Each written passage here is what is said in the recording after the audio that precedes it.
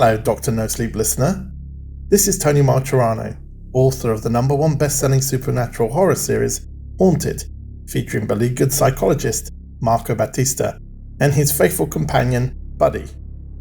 Together, the two have truly been through some hair and fur-raising experiences, not least during their stay at Frost Lake Manor. Luckily for him, Marco was able to sell that place and never look back. Now, I'm excited to partner with Dr. NoSleep Studios to bring you this exclusive episode from the Haunted series, focusing on what happened next. The property may be under new management, but no amount of scrubbing is going to erase that curse for Frost Lake Manor. Property manager Kevin is about to discover that. Now, I clearly don't want to spoil any of the surprises I have in store for you, but what I will say is that this specially commissioned episode bridges two of my most successful psychological horrors to bring you a delicious morsel of spine-tingling terror.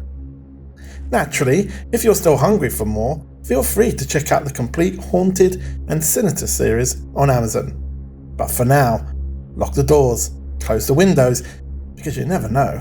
Snuggle down and turn up the volume as Dr. NoSleep Studios exclusively presents Tony Marturano's The Curse of Frost Lake Manor.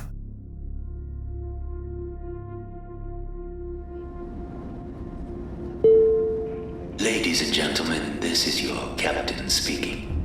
We'll be starting our descent into London Heathrow shortly. The local time is 7:15 a.m. and the weather on the ground is bright and sunny. There were chilly 12 degrees Celsius. That's 53 Fahrenheit. Please ensure your seatbelts are fastened. Thank you for flying with us, and we hope you enjoy your stay in London. Flight attendants, prepare for landing. I shift in my seat, pulse quickening. So this is it. It's really happening. It's been just a few days, and I still can't believe it. Which is probably why I barely slept on the flight. Maybe I'm already dreaming, or having a nightmare. Depends on how you look at it. Senior Executive of Property Acquisitions for the Carlson Hotel Group. I've been repeating it to myself ever since Jackson Anderson, VP of Property Acquisitions, announced my promotion at Friday's impromptu meeting. If it weren't for Aunt Elsie, I would never have helped Mr. Jensen sell his place when he decided to retire. Negotiating. I didn't know the meaning of the word back then, but Aunt Elsie always said I had a way with words. She insisted that the place didn't sell because of a hard sell, but because I cared. By explaining what Mr. Jensen's dairy farm meant to our community, I gave it personality. Elsie believed in me, even when I didn't. And when our apple orchard was struggling because we couldn't compete, and I started looking at jobs as a farmhand, it was Elsie who said she wouldn't hear of it. She berated Mr. Miller until he gave me my first job at Miller & Sons Realtors. The commission from that job helped us stay afloat until I came home one afternoon to find Aunt Elsie lying on the cold kitchen floor. I couldn't stay there. Selling the farm was probably my worst deal ever, but it meant I could leave the place debt-free to start anew.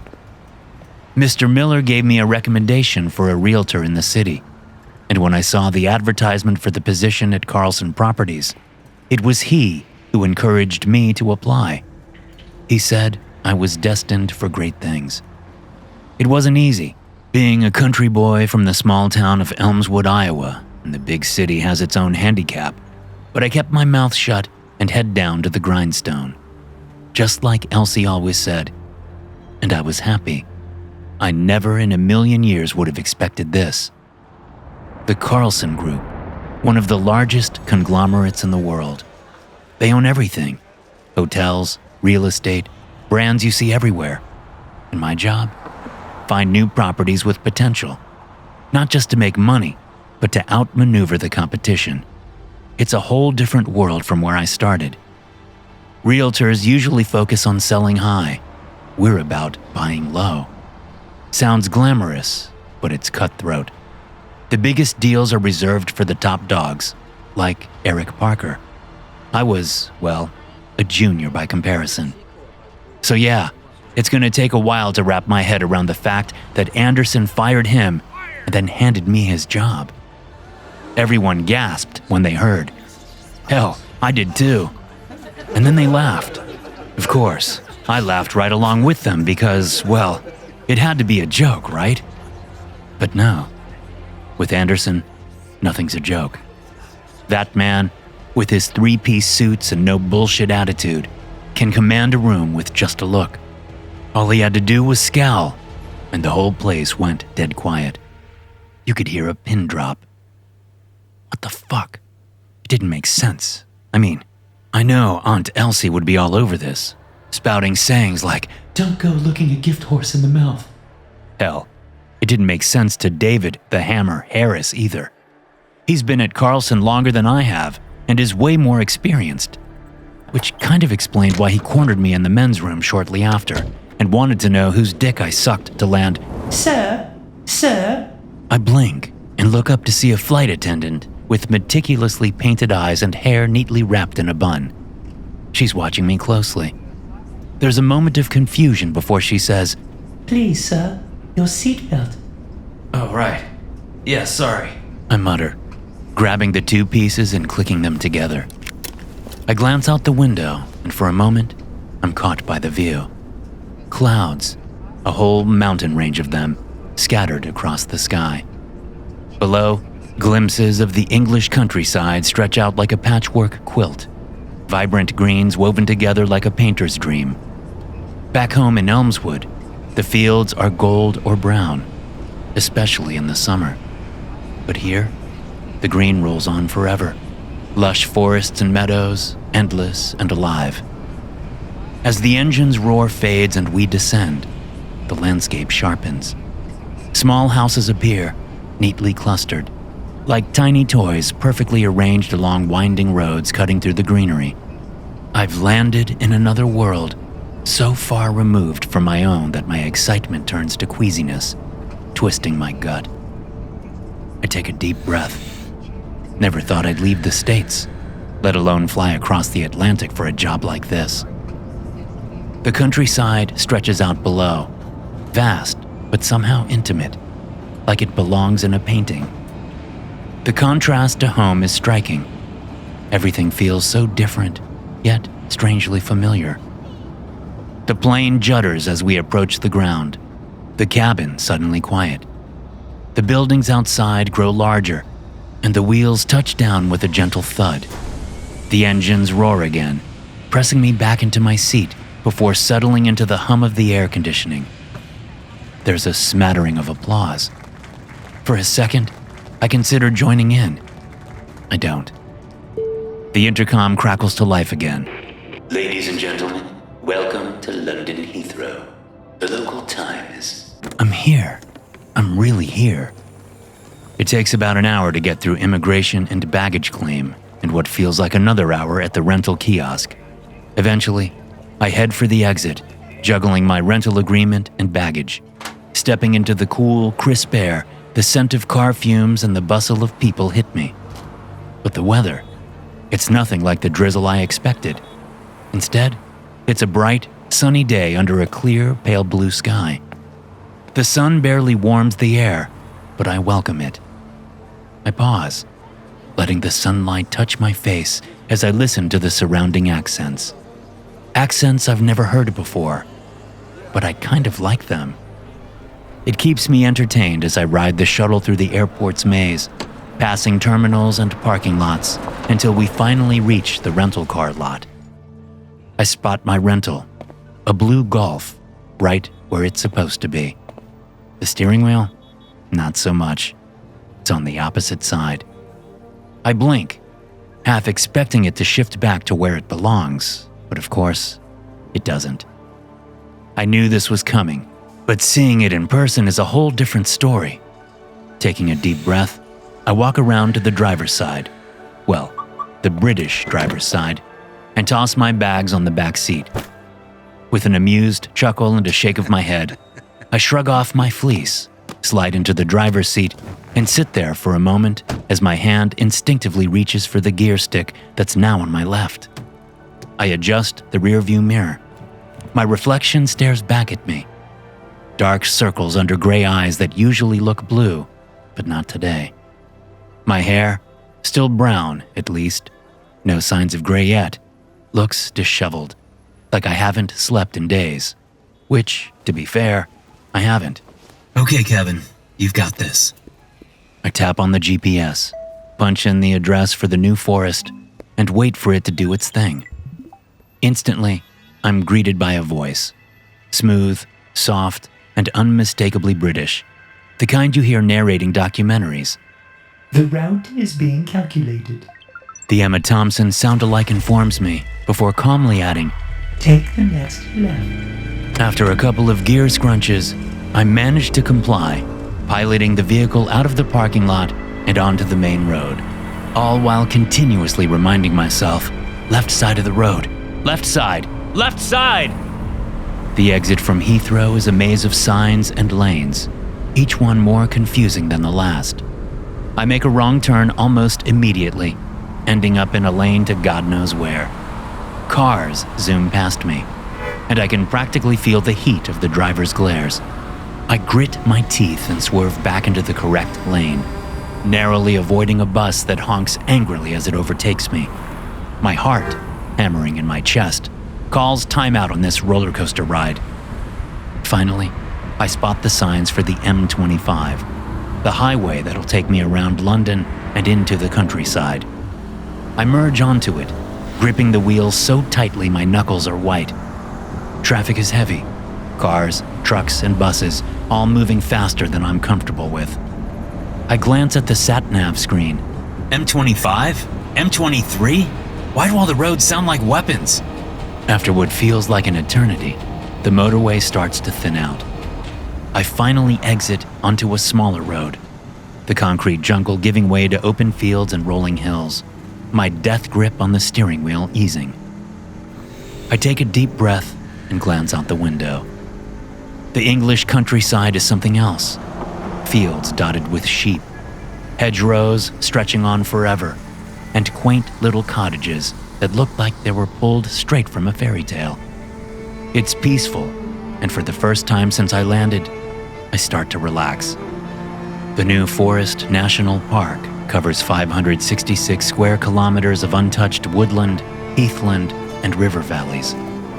Deer, horses, ponies, cattle, and an array of wildlife roam freely in this haven. It was established by William the Conqueror, the first Norman king of England, in 1079. That detail from my research into this place has stayed with me. Frost Lake Manor is at the center of this haven.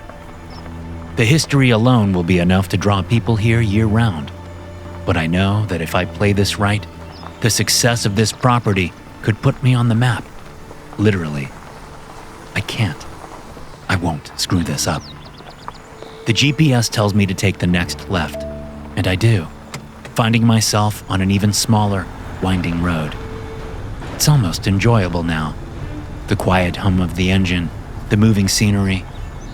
But as I venture deeper into the countryside, I realize something. There's no actual sign of the New Forest. Not on the road, not on the sat-nav. You've reached your destination. Emma suddenly announces. I glance at the screen. What? I look around, but all I see are fields and trees. Great. In my rush to escape London, I'd entered New Forest as the destination. But this place is massive. I could be anywhere. Shit. I keep driving, slowly now. My leisurely countryside drive has suddenly taken a different turn. Great. Now I'm reminded of those films where hapless travelers end up taking a wrong turn. For the horrifying. I glance at the fuel gauge. Half a tank left. Okay. I'm okay. I reach for my phone on the passenger seat, keeping my eyes on the road. No signal. Shit. I toss the phone back, then keep following the winding road for another 5 minutes, mulling over my situation. The New Forest has been beautiful and all, but the solitude is starting to wear on me. Then, I round a bend and spot a small wooden sign. Fawndale, population 313. Finally. Relief floods through me because the place sounds familiar. What's even better is that after what feels like an eternity of empty roads, I spot the first sign of humanity, a lone figure up ahead.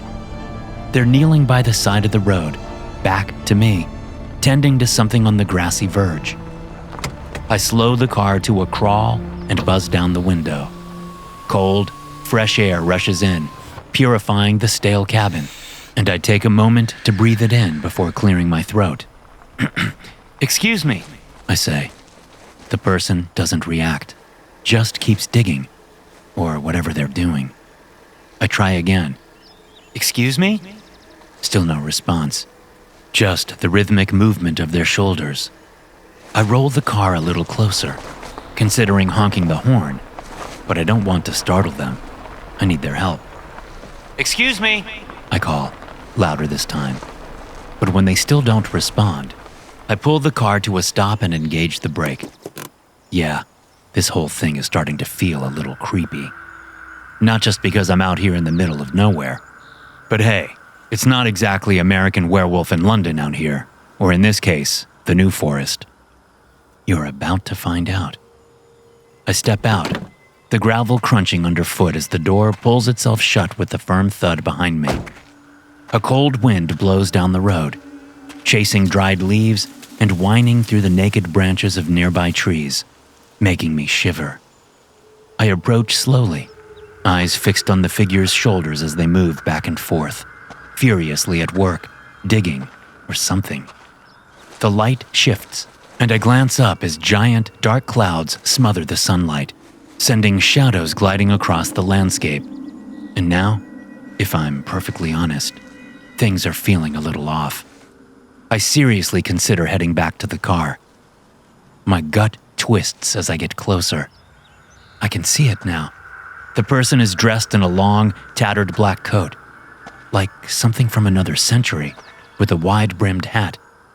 "Hello?" I say again, my voice trembling. Still no response, just that relentless movement of the shoulders. I'm about 5 feet away now, close enough to notice the stiffness in their limbs, the odd angle of their head. Something's not right. Are they having a seizure? My heart is knocking on my chest, urging me to leave. Now. I glance back at the car, then at the figure kneeling in the grass. Excuse me. Blood pounds in my ears. I take a deep breath and reach out with a trembling hand, fingers brushing against the coarse fabric of the coat before I place a hand on their broad shoulder and a flurry of feathers explodes upward, a harsh caw splitting the air. I jump back with a yelp, stumble, and crash into the grass, screaming. A high-pitched screech that doesn't even sound like me as the crow flaps away overhead. Jesus Christ! I scramble into a sitting position and freeze, staring into a grotesque face. Patches of skin made from sun-bleached straw are clumsily sutured together, pulled taut over a misshapen skull. One eye socket gapes, dark and empty, while the other holds a single, bulging carrot, its orange hue jarring against the pallid straw. A jagged line of tiny carrot teeth forms a twisted grimace, frozen in a silent scream. A scarecrow. The stench of damp earth and mildew fills my nostrils, mingling with the faint, sweet rot of decaying vegetables. Shit! I gasp, gawking at the weathered decay twisted into a mockery of a human face. I can now see that its head is attached to a pole, the base hidden in the grass. That's why it swiveled around to face me, the long coat flapping in the breeze, straw poking from its sleeves. Who the hell would create something like this, kneeling in the grass like it's about to be executed? I jump to my feet, heart still thumping in my chest, while the crow and its friends eye me from a nearby tree, their stares almost judgmental. I blow out a breath. Sorry. Another gust of icy wind pushes a clutch of dried leaves to their graves before shoving me against the car, like some kind of omen, making me feel like I shouldn't be here. The ink blot of dark clouds staining the once blue sky only adds to that feeling. I wonder, then shake it off. I'm here for a reason. My career, my credibility depends on this. I have to make this place work. But first, I have to find it. Back in the car, I check my phone for a signal. Nothing. Of course. This place is in the back ass of nowhere. That's what's so great about it. Kind of. Shit. I sigh, leaning back in my seat. I can't exactly turn back. I'll run out of fuel. I start the engine, push the car into gear, and move forward, glancing at the Scarecrow in the rearview mirror, half expecting the damn thing to move. It doesn't, of course. I'm just freaking myself out. Get your shit together. But I've barely made it a few yards when I spot something ahead. A figure standing motionless at the edge of the trees. My grip tightens on the steering wheel, pulse quickening again. The figure comes into focus. Another Scarecrow, this one standing tall, its head twisted at an unnatural angle as if watching the road. It's dressed in a long black cloak, with equally long hair hanging over its face, hiding the features beneath. What the fuck? I shiver as I drive past, the eerie figure looming over the road like some kind of grim reaper.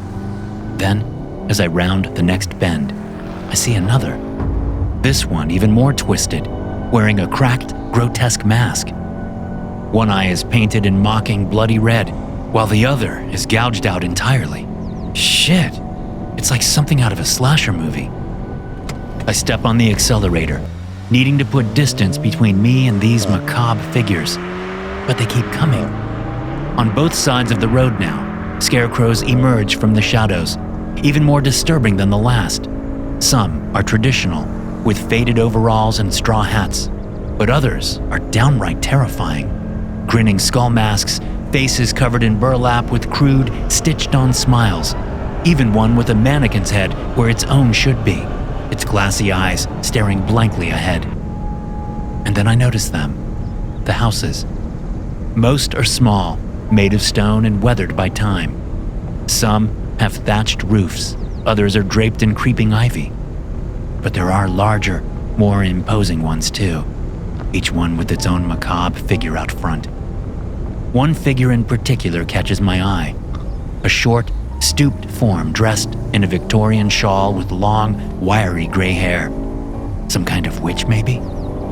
There's a small white card pinned to the bottom of her shawl.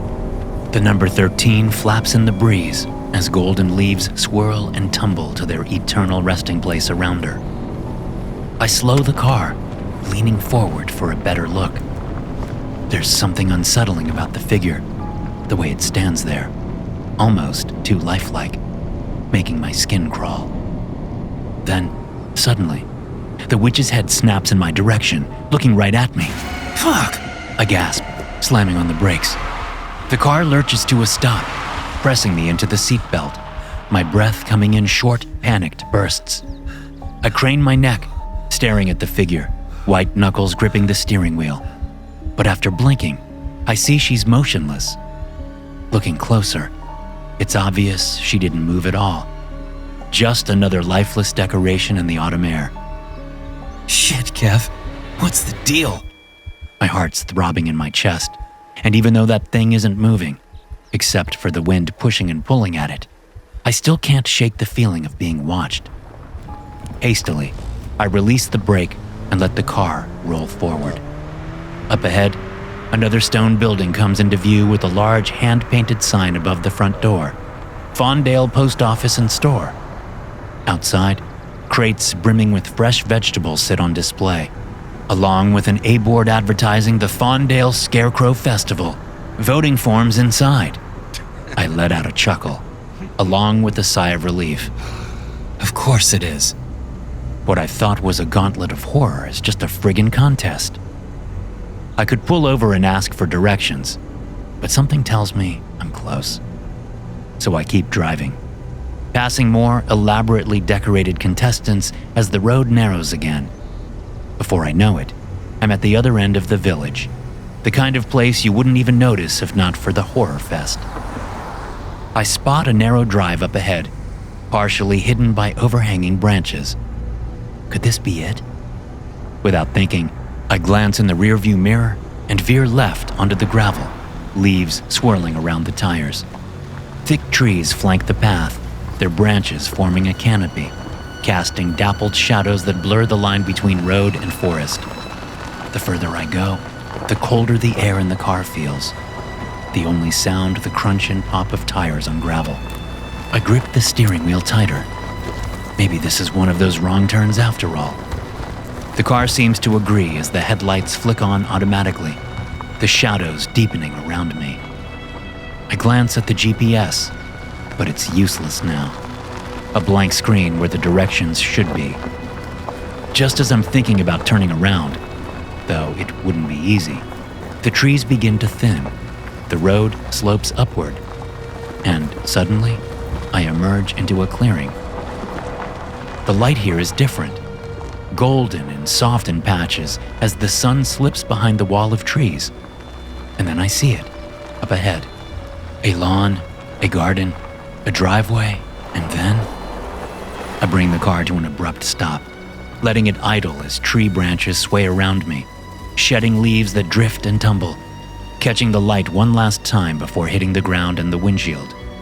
It should be beautiful, but instead, that cold knot of dread tightens in my stomach. For a moment, I just sit here, staring out the windshield, trying to make sense of what I'm seeing. Because if I'm seeing this right, this trip, my career, it's over before it's even started. Oh no, this can't be. It can't. I kill the engine, fumble for the handle, and push the door open, stepping onto the uneven ground. The first thing to hit me is the smell, a pungent mix of burnt wood, damp earth, and the lingering scent of smoke that clings to the wind, suffocating me. I cough, but it's not from anything I've inhaled. It's more like my body's trying to expel the cold truth sinking in. The wind picks up, rustling leaves that click and hiss, stirring ashes into swirling patterns around me. Birds sing in the surrounding woodland, indifferent to the tragedy here. My shoes crunch against the blackened earth as I take in the scene before me. Oh, what the hell happened? Before me are the charred remains of a house. The roof has collapsed inward, and the walls, reduced to skeletal remnants, are barely standing. Charred beams lie scattered like broken ribs, twisted metal frames, maybe from balconies or windows, half buried in the debris. Everything is covered in a thick layer of ash. What must have been a grand estate looks so much smaller than the images suggested. I'm finished, I breathe, a cold chill running down my spine. I step closer, unable to believe my eyes, but my foot sinks into a pile of ash, nearly sending me sprawling. I catch myself on what's left of a wall, the surface rough and splintered under my fingers. My eyes trace the jagged edge, following it down until they snag on a blackened shape. Leaning in, I brush away the soot to reveal the faint outline of letters. Halt. The destruction is total, yet beyond the ruins, something catches my eye. A flash of silver. I take a few steps sideways and realize it's a lake, shimmering through the funeral pyre of broken timbers, eerily calm, reflecting the darkening sky. Circling the ruins, I find a narrow path leading to the back garden, now overgrown and tangled with weeds. The grass is scorched in places, the earth blackened and bare. Rows of chairs, some toppled, others charred and melted, stand as twisted, distorted forms. Tattered sashes flutter weakly in the breeze, ghostly remnants of a wedding celebration that ended in tragedy. Conversely, the bird song continues all around, indifferent to it all. I stand rooted to the spot, my heart heavy with a mix of emotions. This isn't Frost Lake Manor. It can't be. This is something else. A tragedy I wasn't meant to witness. A sudden shriek startles me, and for a moment, I think it's a survivor emerging from the ruins. But the sound comes from the lake, where a pair of swans takes off from the water's edge, their wings beating furiously, sending ripples across the surface. They rise into the air, their pale feathers catching the last light like ghosts escaping the charred ruins behind me. I watch them glide away, my gaze drawn to the shimmering reflection on the lake. And then I see it. a massive structure looming in the distance on the opposite shore. Frost Lake Manor. I imagine that the only way to get to it from here is through the woods, on foot, but I decide against it. Climbing back into the car, I drive out through the trees. I stop at the empty road, checking for oncoming traffic, but mostly to gather my thoughts. I don't know what exactly happened back there. All I know is I feel so much better now that I'm back on the empty main road, lighter, as if some heavy shroud has been lifted off me. Frost Lake Manor is about a mile down the road, and it's everything befitting an estate of its kind. Twin stone pillars flank the entrance, each topped with a meticulously carved lion's head, their eyes seeming to watch me as I approach. A wrought iron gate, freshly painted a deep, glossy black, stands open, welcoming yet imposing. Above the gate, an elegant sign arches gracefully between the pillars, the words Frost Lake Manor etched in gold leaf against a dark green enamel backdrop. The letters gleam in the fading light, catching my eye as I turn off the main road. The entrance is bordered by low stone walls that stretch out on either side, lined with perfectly trimmed hedges that guide the eye toward the driveway beyond. A pair of lanterns, black and gold, hang from the pillars, flickering to life as evening approaches, casting a warm, inviting glow. As I pass through the gates, the car jolts over occasional potholes as the road winds through thick woodland. The branches of ancient oaks and elms twist together, forming an almost tunnel-like canopy that makes me grip the steering wheel a little tighter. Then, through breaks in the trees, I catch my first glimpse of the mansion. It stands imposingly, slowly revealing itself as I navigate the bends in the driveway. The building is massive, a Tudor Victorian structure perched on a hill overlooking the vast expanse of land. Its ashlar stone walls are weathered but resilient, clinging to the elegance of a bygone era. The pitched slate roof adds a stately presence, with towering chimneys stretching toward the sky. I can't help but admire the craftsmanship, the chiseled dressed stone, the intricate detailing around the windows, and the solid oak door standing guard under the porte cochere, an old carriage porch that adds a touch of historical charm.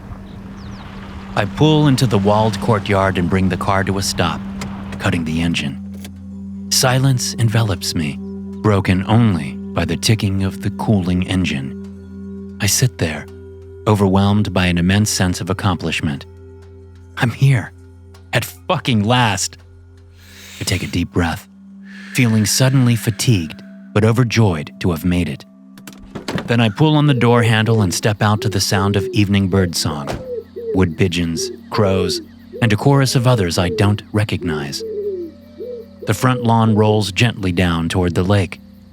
The grass is neatly trimmed, and the pathways look like they've been recently raked, adding to the sense that the place has seen some recent care despite its solitude.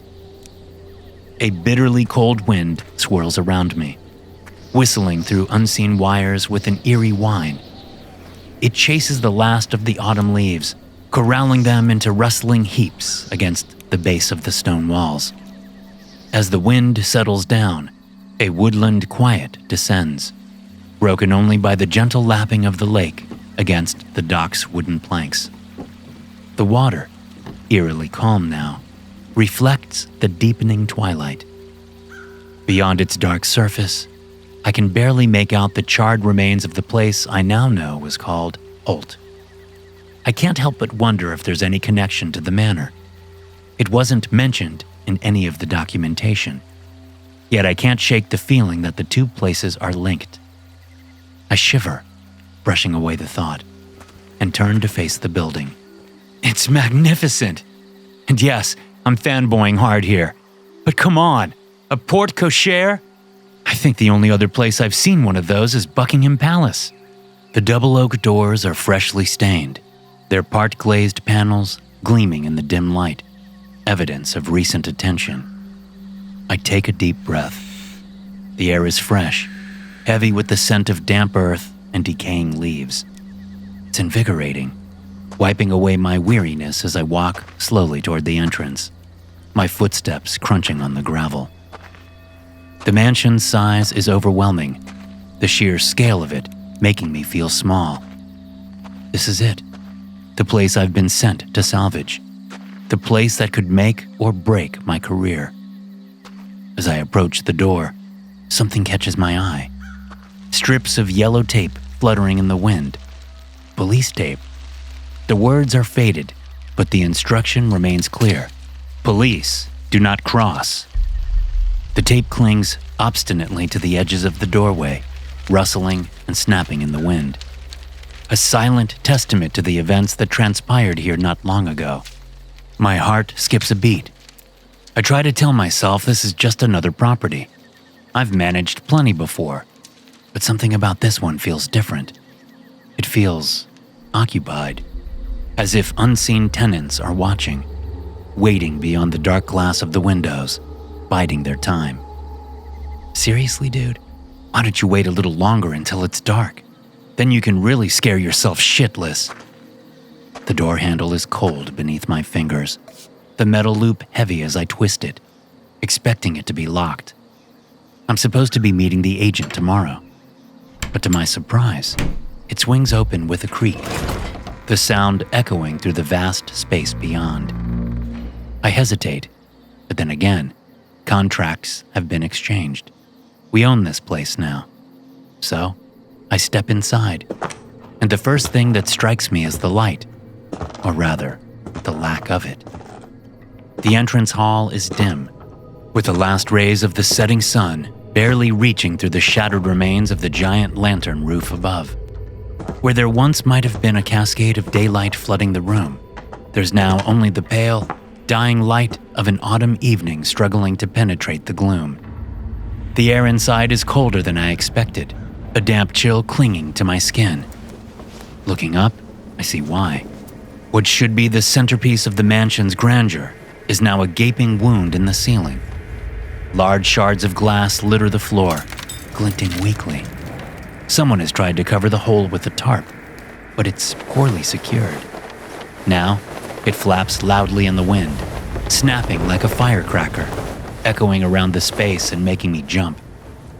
The floor beneath the broken glass is wet in places with puddles forming where rain has leaked through, pooling under a mound of dried leaves. The damp has crept back in, carrying with it the smell of wet stone, decaying wood, and something else. Something that... Shit! Just a door. Just a goddamn door. Somewhere in the gloom, followed by a demonic moan as the wind prowls through the house, trying to reclaim its dominion. I hastily pull my phone from my pocket. There's still some light, but not enough to shake the unsettling feeling crawling over me like the cold. A couple of taps, and the LED light flickers to life. I take a few steps forward, my shoes crunching on scattered glass, and take in the scene. Doors flank me on the left and right, and the once pristine floor that Marco, the former owner, and his team restored after years of neglect is now marred by recent damage. Water and glass glint among the dirt and debris, and even a few stray weeds are taking root, as if nature is reclaiming its territory. Directly ahead, the grand split staircase rises to a landing dominated by a giant grandfather clock, its age showing. The banister splits left and right to the first floor galleries, darkened in places from moisture. High above, the walls still hold, though water stains and streaks have crept in, probably looking worse in daylight. A creaking sound draws my attention to the left of the staircase. I move forward, the light beam revealing the ornate detail of the banister, the wall, and a smaller than average door built into the side of the staircase. The cellar? That's what I imagine. The door creaks in some invisible draft, and I consider going over to push it shut when a loud screech makes me jump. I lose my footing on the debris and crash backward onto the floor, my phone carving wild shapes out of the gloom before clattering nearby. Shit! I've barely got my bearings when movement overhead catches my eye, just in time to see a patch of white gliding over me like a ghost. Fuck! I scramble for my phone, aiming it upward like a weapon, revealing a pair of giant circular eyes staring at me from the gallery balustrade. The sound rakes down my last nerve before I finally process what I'm seeing. Shit, I breathe, my heart pounding in my chest. It's an owl. A fucking owl. Must have come in through the open roof. Hey fella, you're trespassing, I mutter, voice shaky. The bird just stares at me, unflinching, and suddenly, it's me who feels like the intruder. Ow! My palm stings. I shine the light on it to see a rivulet of blood dripping from a shard of glass embedded in my skin, glinting in the LED light. I sigh and pluck it out, wincing as a few more drops of blood follow. Then, movement. My light swings across the room, but there's nothing. I aim the beam upward. The owl is still on its perch. Back down again, just that open cellar door and shadows. Seriously? The haunted house trope isn't lost on me, and I half chuckle, expecting the door to slam shut. When it does, the bang is so loud it scares my feathered friend from its perch, sending it fluttering up and out through the hole in the roof. I immediately follow suit. Irrational, maybe, but I've had enough creepy British shit for one day. I don't even look back as I run out of the door to the car, after heading to the wrong side first, of course, and get the hell out of there. So, okay, maybe not my finest hour, but looking on the bright side, there was nobody there to witness me hightailing it except that owl, and I doubt he's going to tell anyone. As part of my research, I found a B&B near the Manor, ironically called the Stag and Owl. It's a cozy little pub with a thatched roof and ivy clinging to its walls. By the time I reach the outskirts of the village, dark clouds gather overhead, spitting the first drops of rain onto my windshield. It quickly turns into a steady downpour, followed by freezing rain, the wipers barely keeping up. I'm relieved when the pub sign appears through the downpour, even if pulling into the gravel lot feels a bit like a scene at the Bates Motel. But I'm too tired to care. Besides, the place is inviting, its old world charm radiating from the leaded windows, casting warm, golden light into the dark evening. A sharp contrast to where I've just come from. I park under the illuminated pub sign, grab my bag, and summon enough energy to make a mad dash for the entrance, shielding myself from the freezing deluge. Inside, the warmth hits me like a wall. A fire crackles in the hearth, and the landlord, Danny, a skinny guy with a sleeve tattoo and a grin that says he's seen it all, greets me like an old buddy. The place is small but welcoming, with low wooden beams and a bar that's clearly served many a pint. The smell of fried food, beer, and wood smoke fills the air, and my stomach growls on cue. Lucky for me, it's fish and chip night, served up in a rustic basket and washed down with a beer and some small talk about where I'm from. I keep the reason for my visit on the down low, for now. I'm exhausted and not ready to dive into the whole what happened there thing. Thankfully, it isn't long before Danny offers to show me to my room upstairs. It's up its own narrow flight of stairs and feels more like an attic than a regular room. Small but clean and comfortable, with a thick quilt on the bed and heavy curtains drawn tight against the cold night. The rain's really coming down now, hammering against the skylight like a drumline. The small window set into the ceiling offers a glimpse of the dark, stormy sky above. I'm worn out, full belly and beer doing a good job of smoothing out the day's rough edges. But I resist the urge to collapse onto the tiny bed and head for the shower instead. The hot water is a godsend, the warmth sinking into my bones and washing away the chill that's clung to me since the Manor. After what feels like forever, I step out, dry off, and slide under the covers, pulling them up to my chin.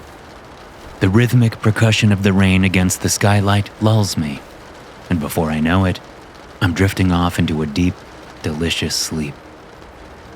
The next thing I know, my eyes snap open. I turn, hand groping the nightstand until my fingers brush against my glasses. The digital clock glares red in the darkness. 3:13 a.m. I blink at the numbers, my brain foggy with sleep. A cold knot tightens in my stomach. Something about the time feels off. I roll over, pulling the covers tighter around me, trying to dismiss the unease as leftover stress from the day. It's cold in here, and just as I consider braving the chill to check the thermostat, I hear it. A creak on the landing outside my room. I freeze, every muscle tense. It's the kind of creak that's too deliberate, too specific, too loud just to be the house settling. Did I lock the door? I strain my ears, the blood pounding in my temples. The rain continues its steady drumming on the skylight, filling the silence. But beneath it is something else. My eyes snap to the narrow strip of light that's appeared under the door. The stair light, activated by a motion sensor, has flicked on. It's the only source of light in the otherwise pitch-black hallway. I stare at it. I'm the only one up here. There's no reason for anyone else to be out there. Who would be? Why? My breath catches when a shadow suddenly falls across the light beneath the door. My body tenses. There's someone out there. I sit up slowly, heart racing, every instinct screaming at me to be still, to listen, to calm down. Any second now, Danny the landlord is going to knock on the door, apologize for disturbing me, and tell me that... Another creak. There's definitely somebody out there, standing outside my door. Rain raps against the skylight as I realize I'm still holding my breath, tension building in my skull, blood ringing in my ears. Hello? The word slips out with trapped air as I breathe in short bursts, trying to hear through the drone of the rain. And then, the light flicks off. No more shadow. But I'm lucid enough now to know that doesn't mean whoever's out there is gone. It just means they could still be there, standing perfectly still. I'm processing this terrifying thought, debating my next move, when the wind, frustrated by its failed attempts to breach the building, throttles the swinging sign outside, making it squeal like a wounded animal before moving onto the skylight and threatening to tear it off its hinges. I rub my face, trying to shake off the chill crawling down my spine. It's fine. It's okay. It was probably just a cat out there. And yet, I'm still listening, straining through the rain for something, anything, that doesn't belong. Nothing. Shit! I hiss under my breath, turning over and settling back down into the bed, forcing myself to relax, even though I can't seem to rip my eyes open from the outline of the door. It's just a storm, just the weather. It's nothing compared to Tornado Alley. Get a grip. But the unease clings to me like the cold in this room. Fear. I'm afraid, and I don't even know why. The skylight. It's probably ivy. And yet, despite the limited visibility, I'm still staring at it, half expecting a pair of malevolent eyes to appear at any moment. Seriously? You're supposed to be a grown-ass man. There's nothing out there. Just the weather, just the rain, and that demon wind. It howls around the building, moaning through the eaves. Rain on the window? No, it didn't sound like that. This was different, sharper, deliberate. I reach for the bedside lamp, but another tap stops me. This one's louder, like something striking the glass, like someone throwing stones. I freeze. Wait. Listen. Rain falls. Drain pipes gurgle. I hesitate, wondering if turning on the light is a good idea. I'd be revealing myself. Sharp fingernails are tapping at the window now, at the skylight. The sounds overlap, creating a growing cacophony to rival the storm, my head snapping between noises, hair prickling all over my body. Louder, faster, louder, faster! The sounds come from everywhere at once, squeezing my chest with short, shallow breaths, fear boiling over into anger. No! I throw back the covers and leap out of bed, feet hitting the cold floor. I hesitate, thundering in my chest, staring at the window. There's nothing out there. Is there? And yet, I pad over, floorboards creaking under my weight. My breath catches as I get closer, every step pulling me toward whatever might be waiting on the other side of the glass. I take a beat, half expecting to see something, someone staring back at me. But I don't know why I bothered. The window is just a dim rectangle, blurred by rain streaking down the pane. There's nothing out there. I pause, heart still racing, staring out at the empty parking lot below. The rain is relentless, turning the gravel into a dark, shimmering sea. My eyes are drawn to the illuminated pub sign swinging back and forth as it's roughly manhandled by the wind. It's the only source of light out here. Without it, the countryside would be pitch black, just an endless void. The light flickers, casting long, eerie shadows across the lot, illuminating my car and the few others parked nearby. I watch as the sign swings back and forth, creating an unsettling dance of shadows on the wet ground. It's just a rainstorm, I repeat to myself. But my nerves remain taut as the light flickers again, sputtering like it's struggling to stay alive. And then, in one of those strobing moments, I see her. I jolt back from the window, heart in my throat. But I can't help but look again, an overwhelming sense of dread washing over me. There, standing by my car, a figure, small and hunched, sodden white hair hanging in curtains over her face and falling around her shoulders. The light blinks once more, and just as quickly as she appeared, she's gone. But it was her. I know it was her. The scarecrow of the old lady. I hold my breath, trying to focus, trying to see through the rain and the flickering light. But the more I stare, the less sure I am of what I saw. Was it her, or just a trick of the light? I press my face closer to the glass, eyes straining to see. But there's nothing out there. Nothing.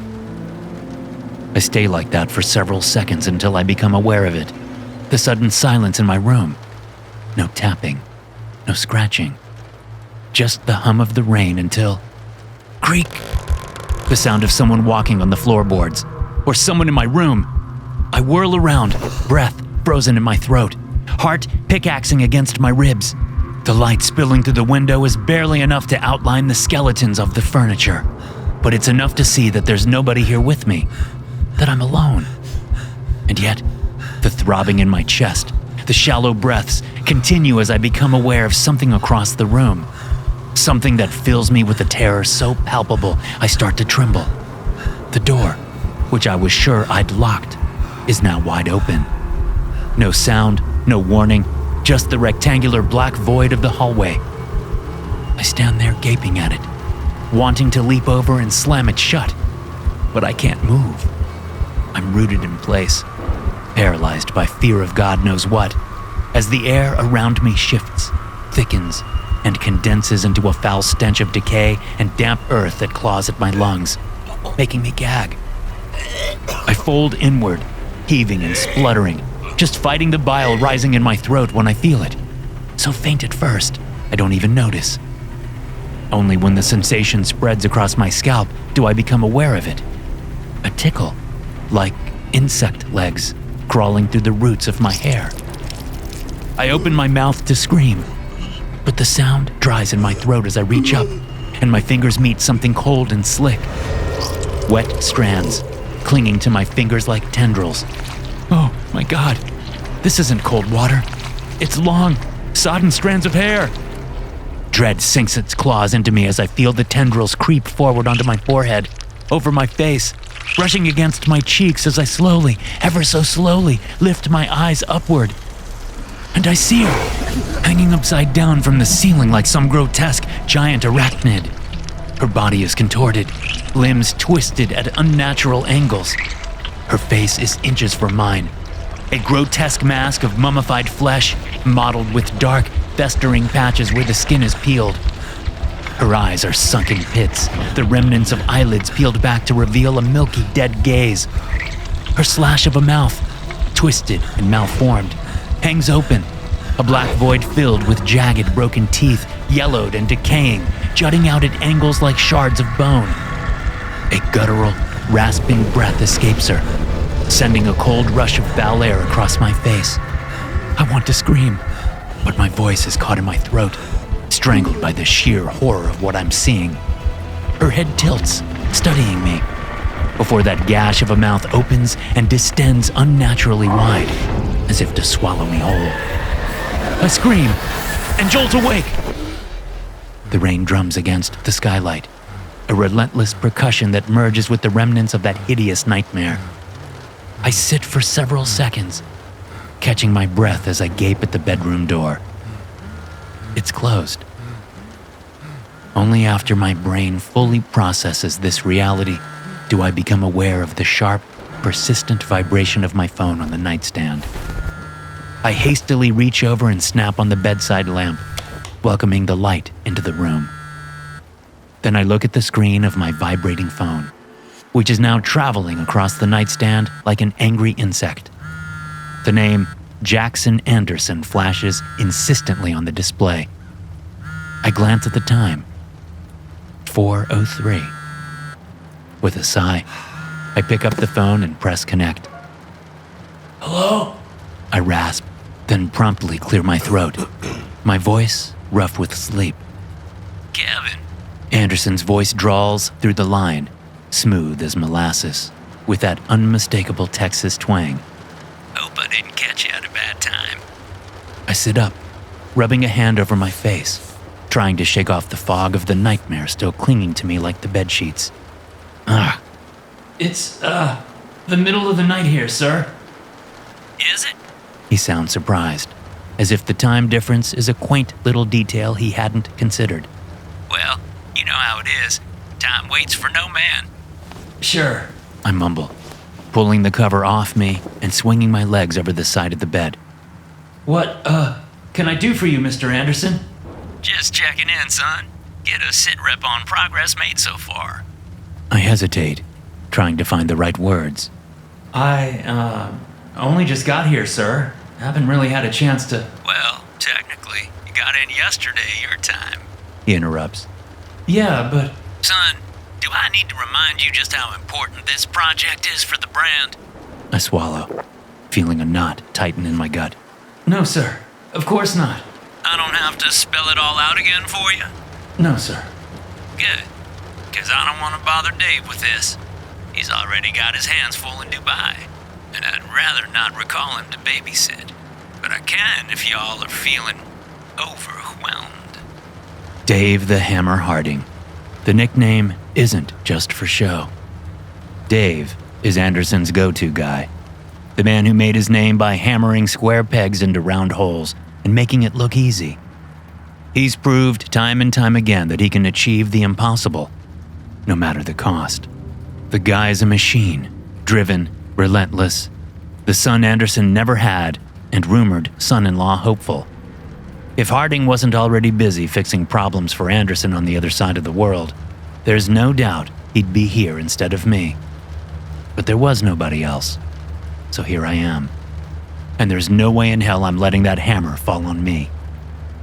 There's a pause on the other end of the line, filled by the gentle tap of rain that finally seems to be slowing, along with the throb in my chest. I can count on you then? Anderson asks, the question purely rhetorical. 100%, sir. I won't let you down. I say, resolve finding its way into my voice. Good. See that you don't. There's a lot riding on this, especially for you. He adds. I nod, even though he can't see me, my grip tightening on the phone. Understood. Good man. By the way, we're fixing to have that place ready for New Year's. My heart skips a beat. New Year's? But that's 2 months away. He cuts in, voice like steel. Is there a problem? I hesitate, pressure building in my skull as I think of the state of the manor. Now's your chance. Just be honest. Water drips, drain pipes gurgle. No, sir. No problem. We'll be ready. Glad to hear it. I'll expect regular updates. Now, get some rest. You're gonna need it. The line goes dead before I can respond. I lower the phone, staring at it as the call disconnects. But as the screen turns black, the threat of losing my job takes a backseat to my dream. Because even now, with the light burning and the shadows banished, I still have this horrible sense of being watched.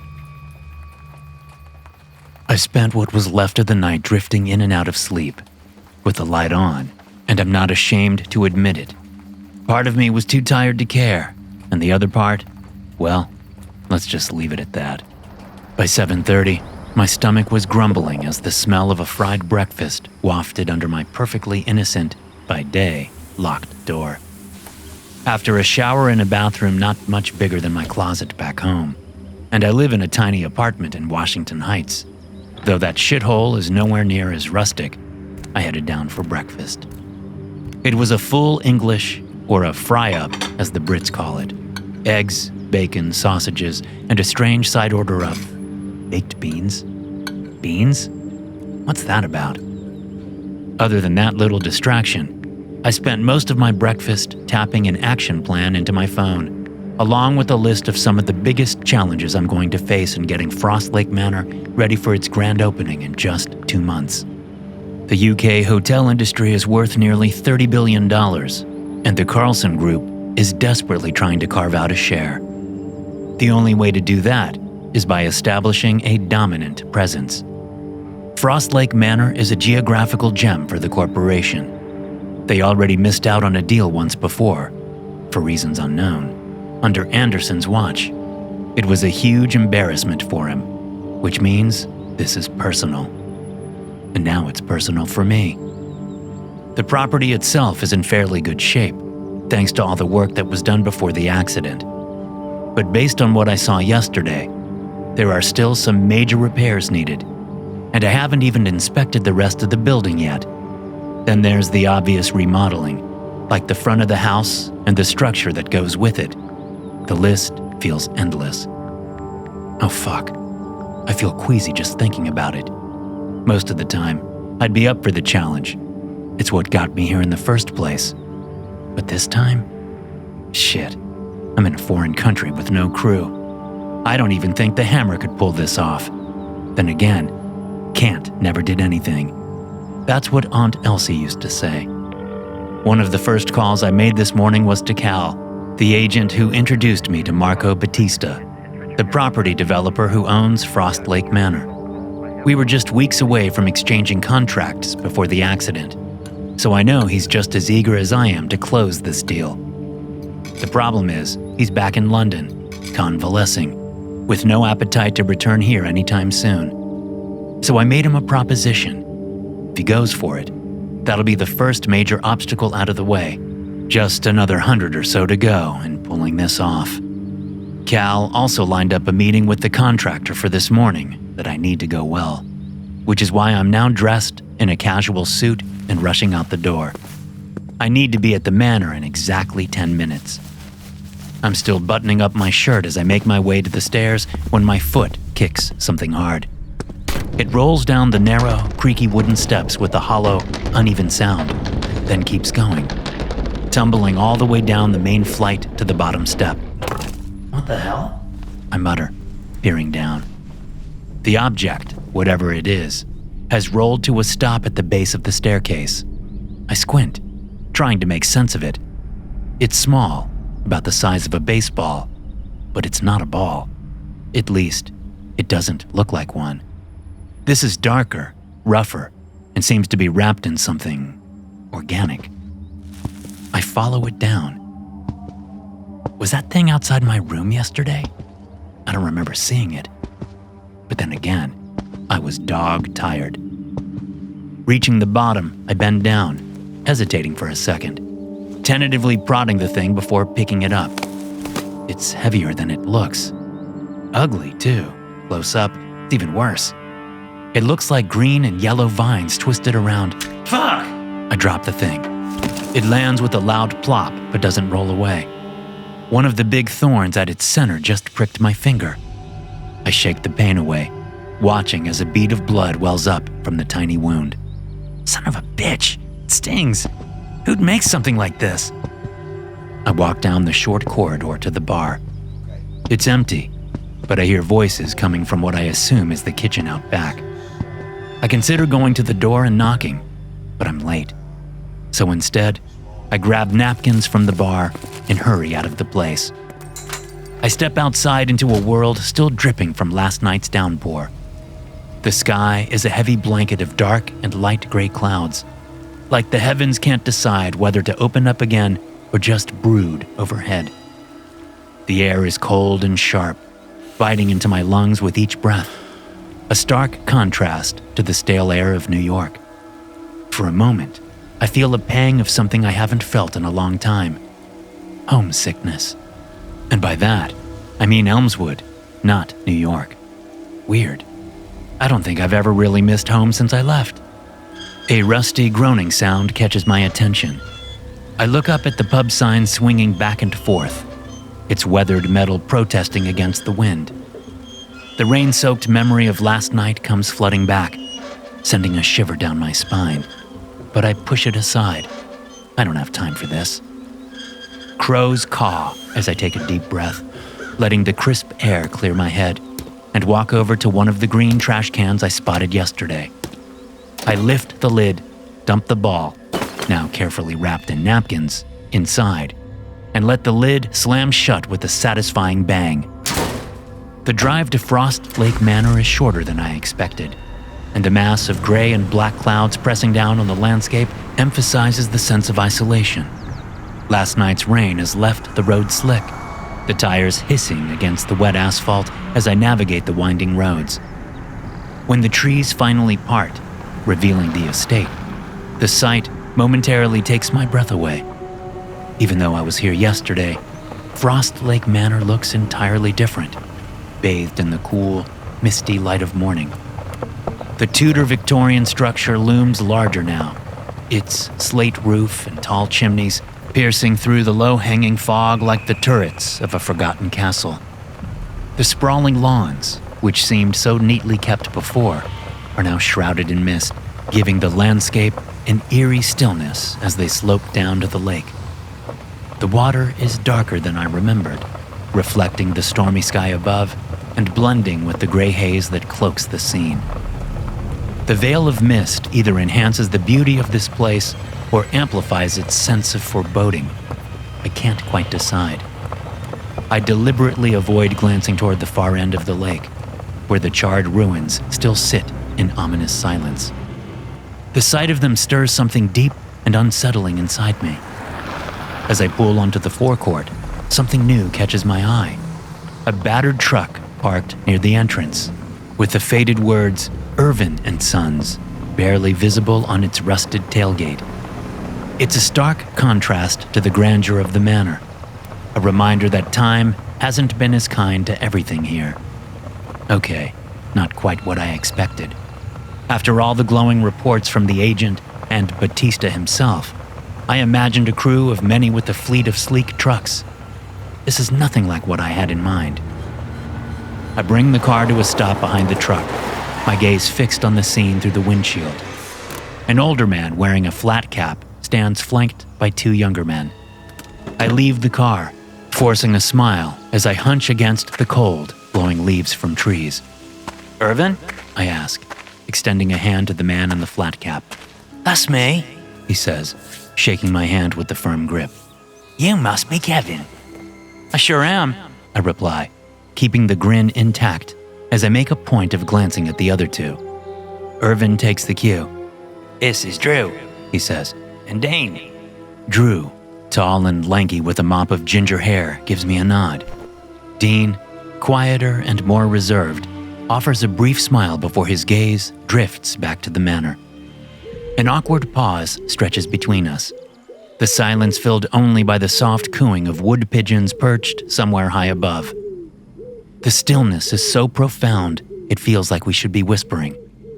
Sorry, I'm a little late, I say, though the real question itching at the back of my mind is, where's the rest of your crew? I was expecting more workers. We're never gonna get this place finished in time. Oh, no worries. Was your flight okay? Yes, thanks, I reply. But the conversation stalls again, filled by the distant sounds of wings flapping. Swans, I think. out on the lake. And then, out of nowhere, I blurt, "Look, Irvin, can I give this to you straight? I know you guys aren't exactly keen on coming back here after what happened. But your boss and my boss, they're both invested in this. Your boss wants to unload this place for obvious reasons, and my boss is still interested in taking it off his hands.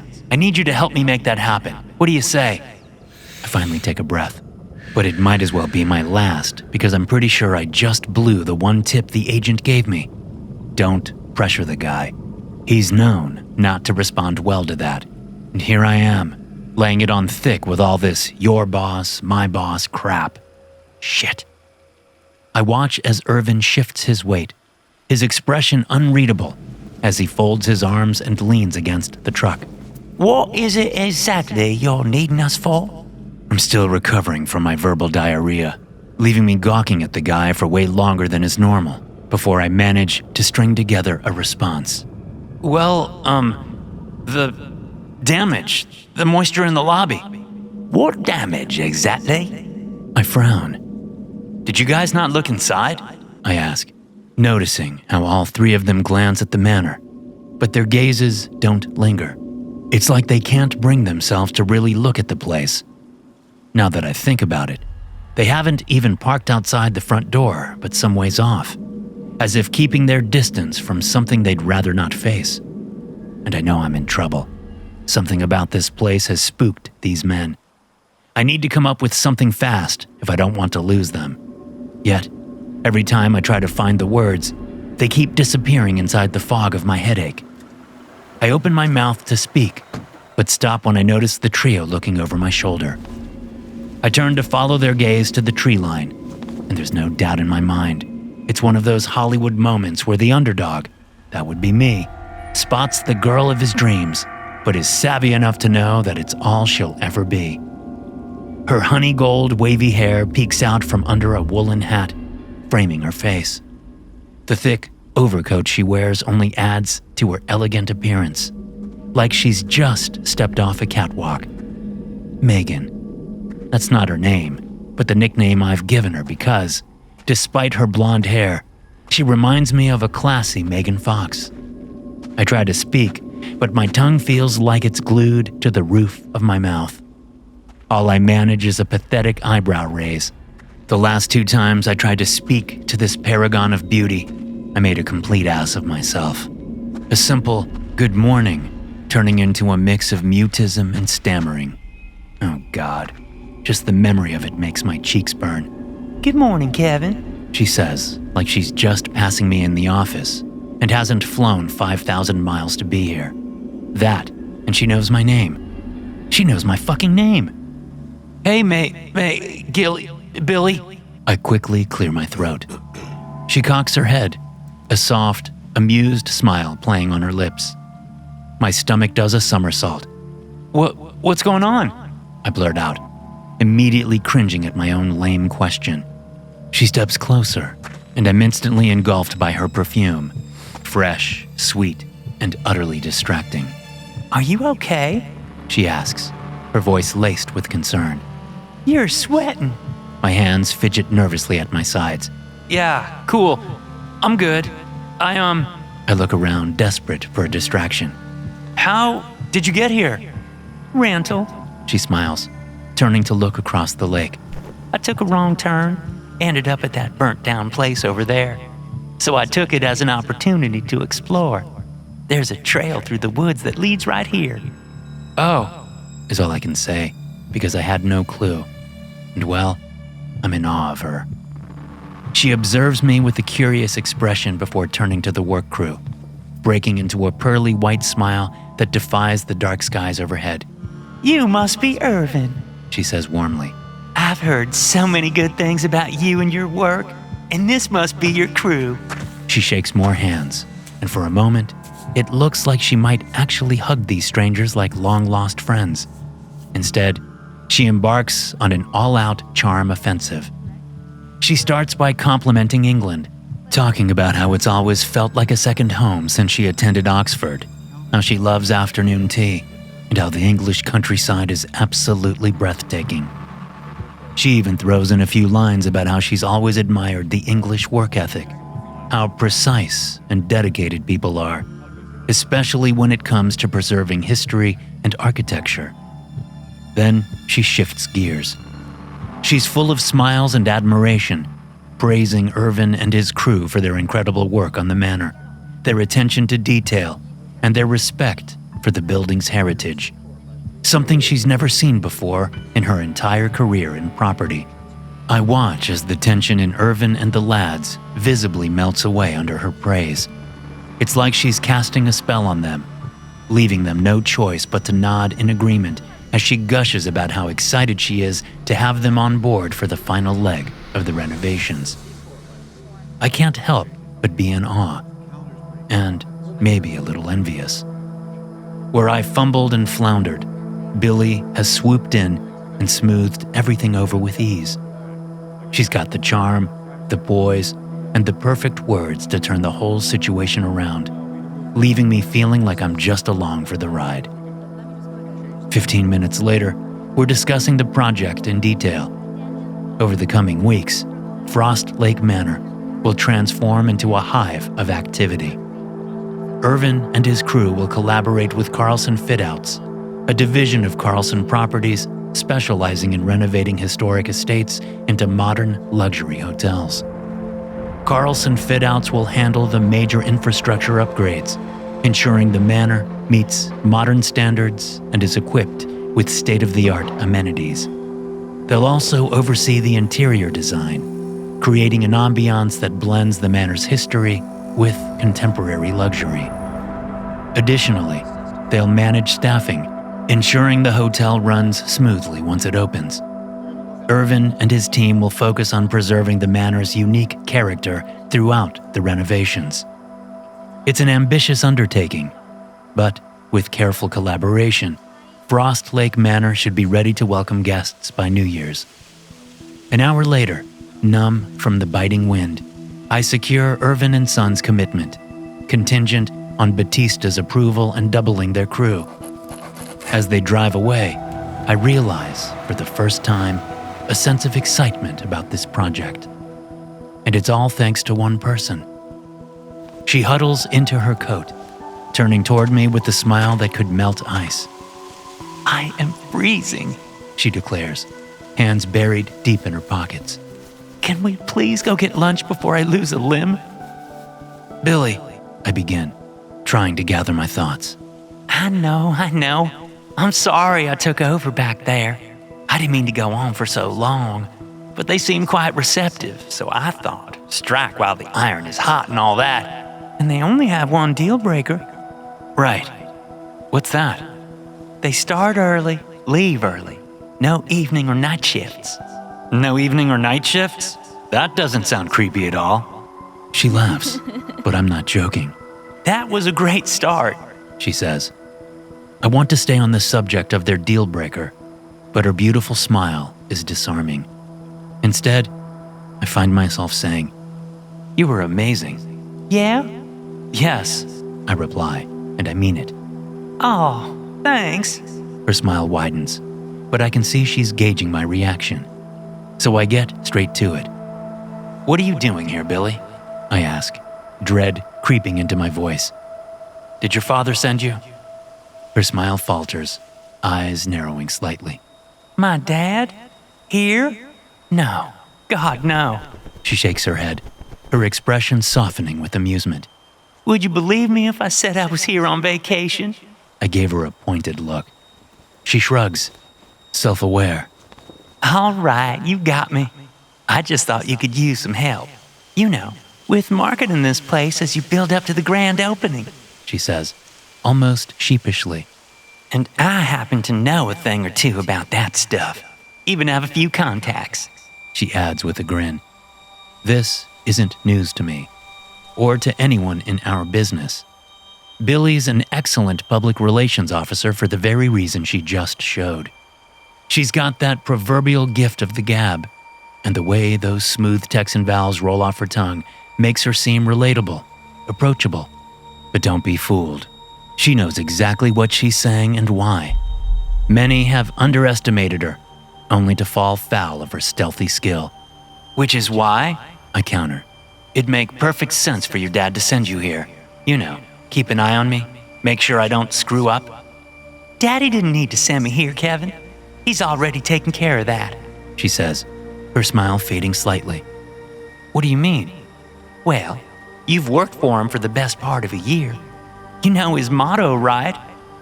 Hard to miss. He's got a banner on his wall. Action taken, confidence restored, she says, her Texan drawl making the word sound almost like a mantra. I've heard it since kindergarten, and he's taken action, Kevin. You mean by firing Jeremy? By promoting you. I cock my head because it sounds like a compliment, but doesn't quite feel like one. You know how we've been trying to get traction here for a while, and how Jeremy found this place a few years back but failed to close. That was a major embarrassment for Daddy. And then, she trails off here. I have no idea why other than to make sure I'm following. I take my cue. And then, I continue. The realtor reached out to me when it came back onto the market, and you took it to Daddy. I nod. Yeah, so? Well, you're now my daddy's chance to redeem himself. I don't follow. When Jeremy failed to close, Daddy had to adjust his forecast, made him look bad. He fired Jeremy out of revenge? He fired Jeremy to show he'd taken action. She pauses, letting the weight of her words sink in. A cold lump forms in my stomach, unease creeping up my spine. He canned Jeremy to make himself look good? No, Daddy fired Jeremy to cover his ass, she replies, voice steady, though there's a flicker of sympathy in her eyes. He took action.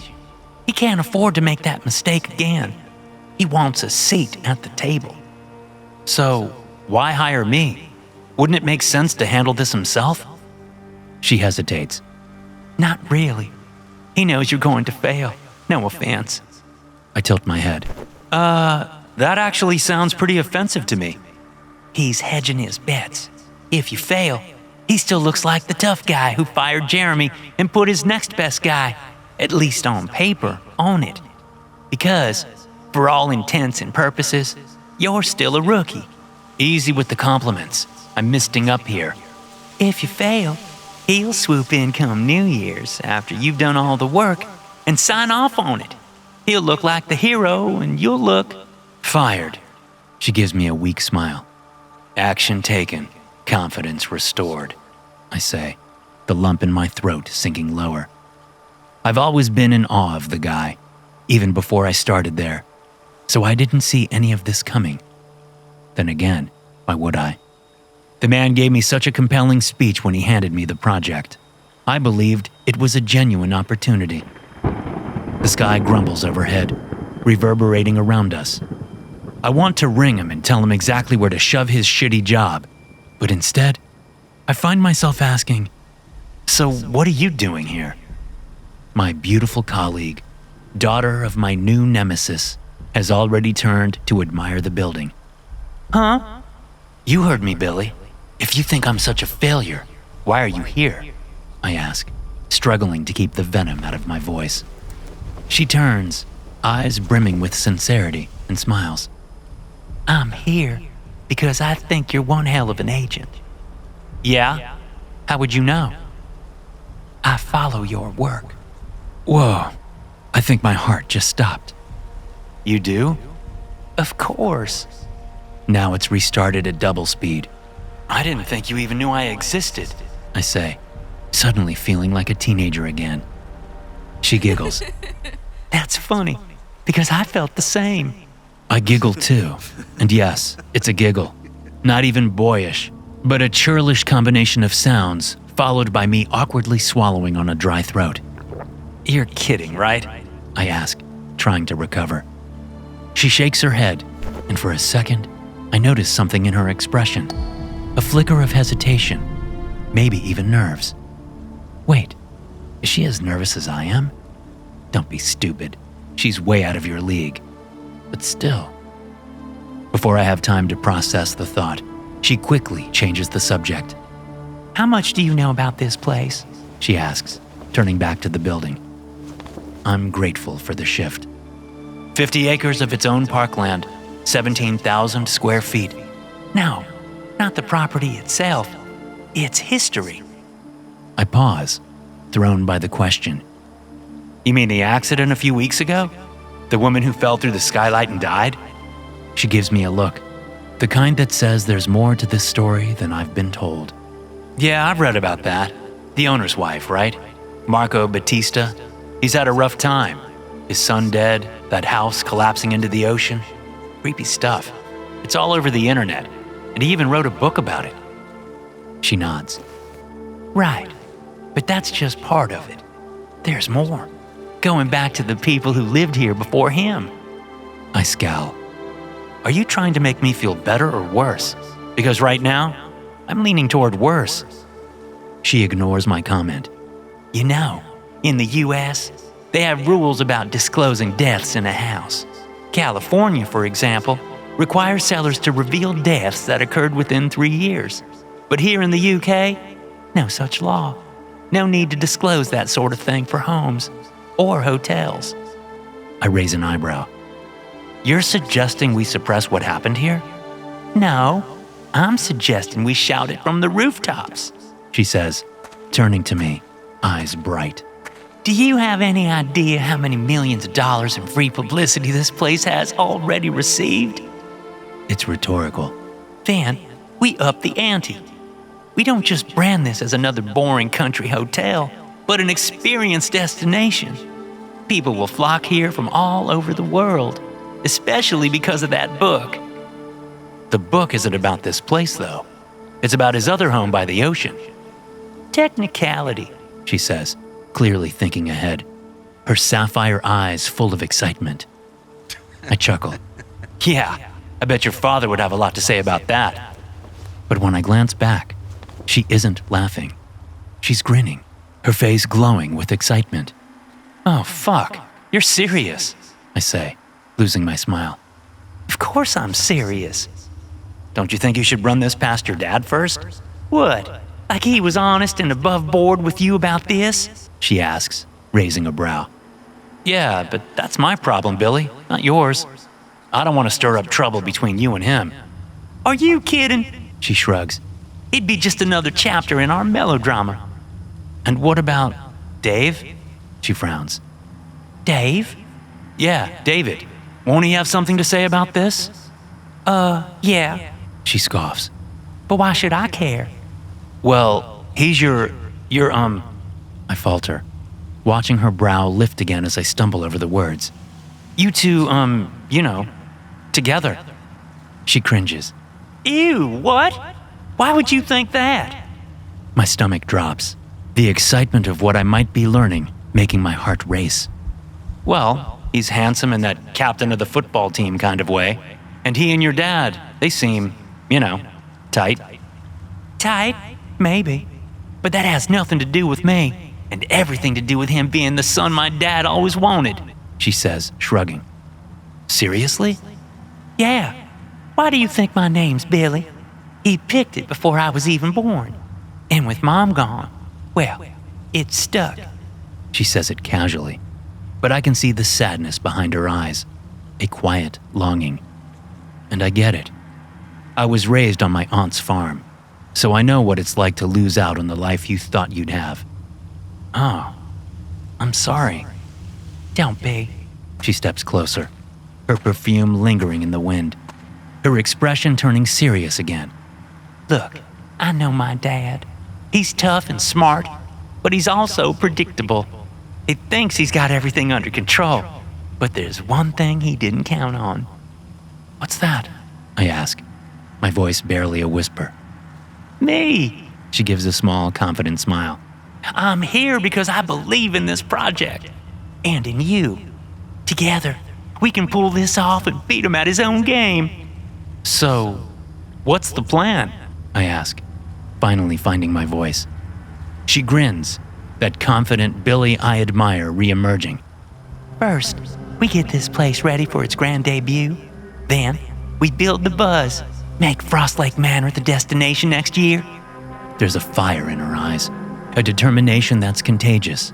And for the first time since I arrived, I feel like maybe, just maybe, I'm not as alone in this as I thought.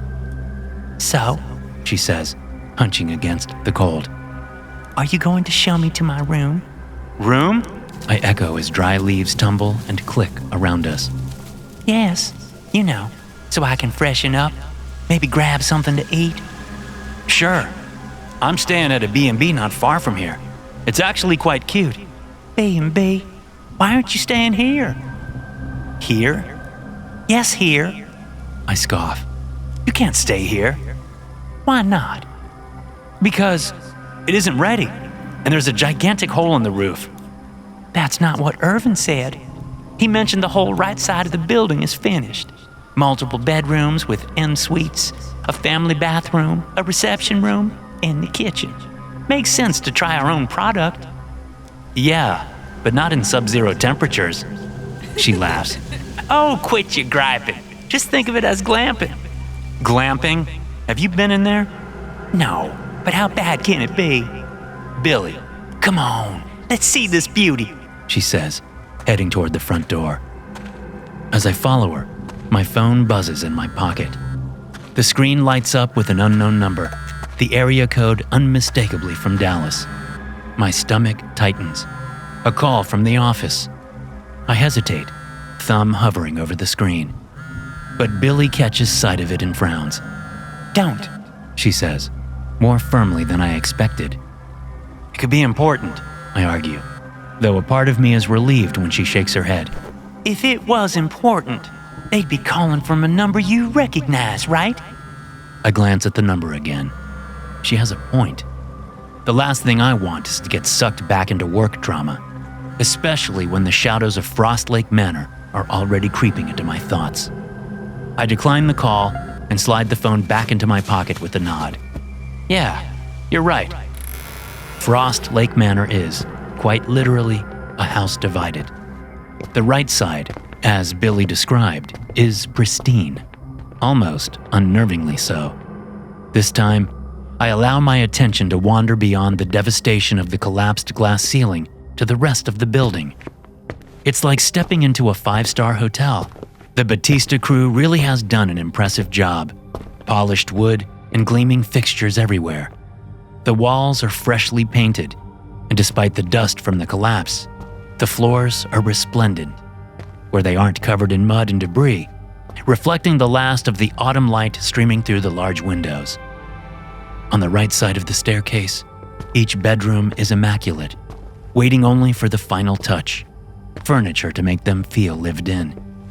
We wander through the rooms, and though most are empty, the smell of fresh paint and timber still lingers. One room stands apart. It has a bed, plainly made with now musty white sheets and a duvet. A small bedside table with a brass lamp casts a warm glow that pushes back the encroaching gloom. The room even has its own electric heater, which, when switched on, spreads a cocoon of warmth almost immediately.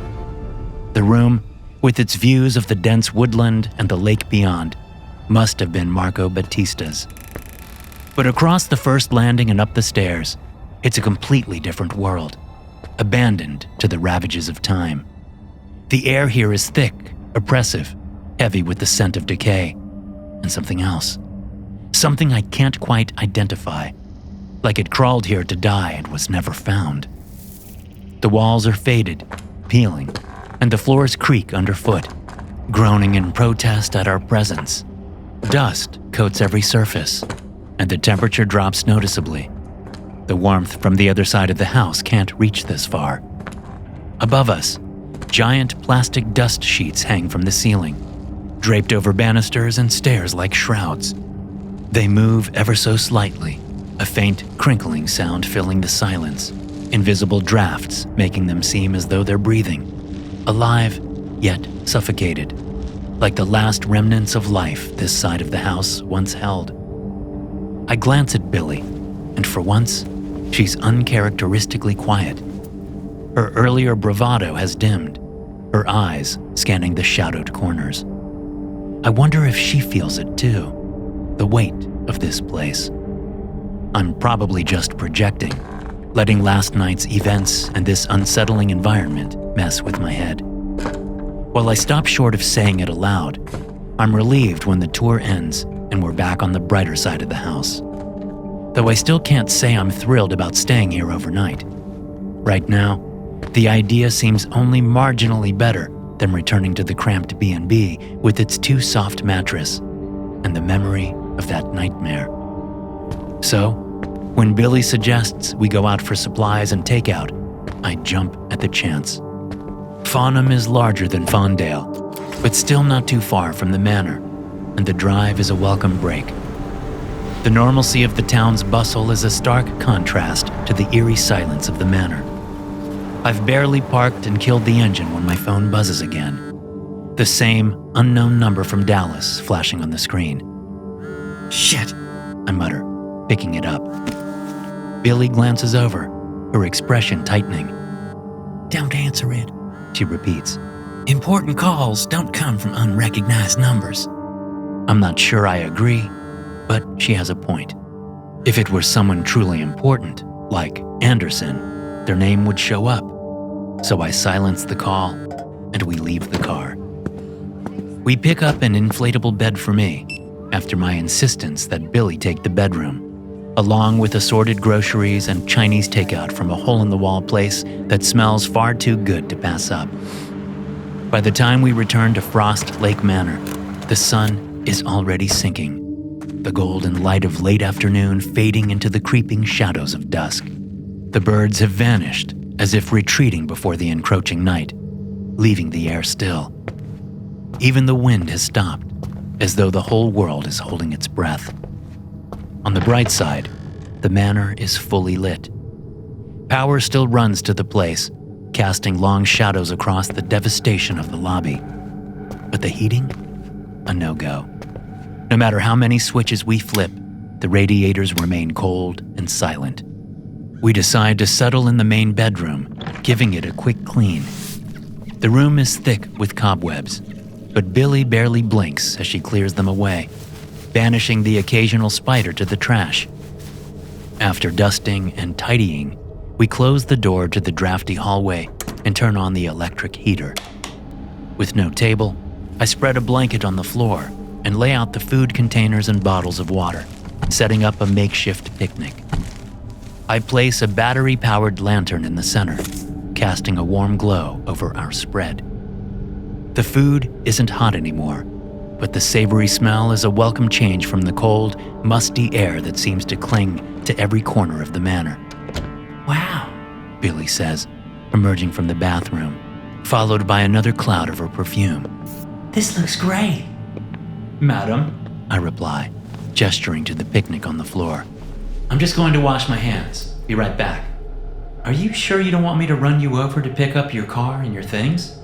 No, really, I'm fine. I have everything I need for tonight. Are you sure? She nods enthusiastically. I'm sure. The scent in the bathroom is even stronger, thick in the confined space, catching in the back of my throat. I quickly wash my hands, coughing as I dry them with paper towels. I hurry out, closing the door behind me. Something about that fragrance is making me queasy. Billy's sitting cross-legged on the blanket. Come, take a seat, she says, smiling. I'm about to join her when something catches my eye beyond the window. Darkness has swallowed the land. Where there was once autumnal color, now a legion of twisted tree silhouettes stretch out like skeletal limbs. The air feels unnaturally still. I glance up to see the moon rising, casting a ghostly glow on the lake. The surface is like a mirror, reflecting the cold, star-studded sky. At the far end, near the remains of the burnt-down house, a patch of fog has appeared, ebbing and flowing like it's alive, slowly creeping across the water toward us. Huh, that's weird, I say, squinting. What is? Billy asks. A fog's rolling in, I say, still staring into the gloom. Oh, that happens a lot here. It's not unusual, she says casually. Yeah, but this one's moving like dry ice, but there's no wind.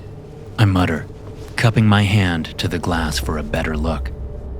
It's coming from that place on the other side. Wonder what happened there. The fire? You know about that? Of course. It was supposed to be a happy day.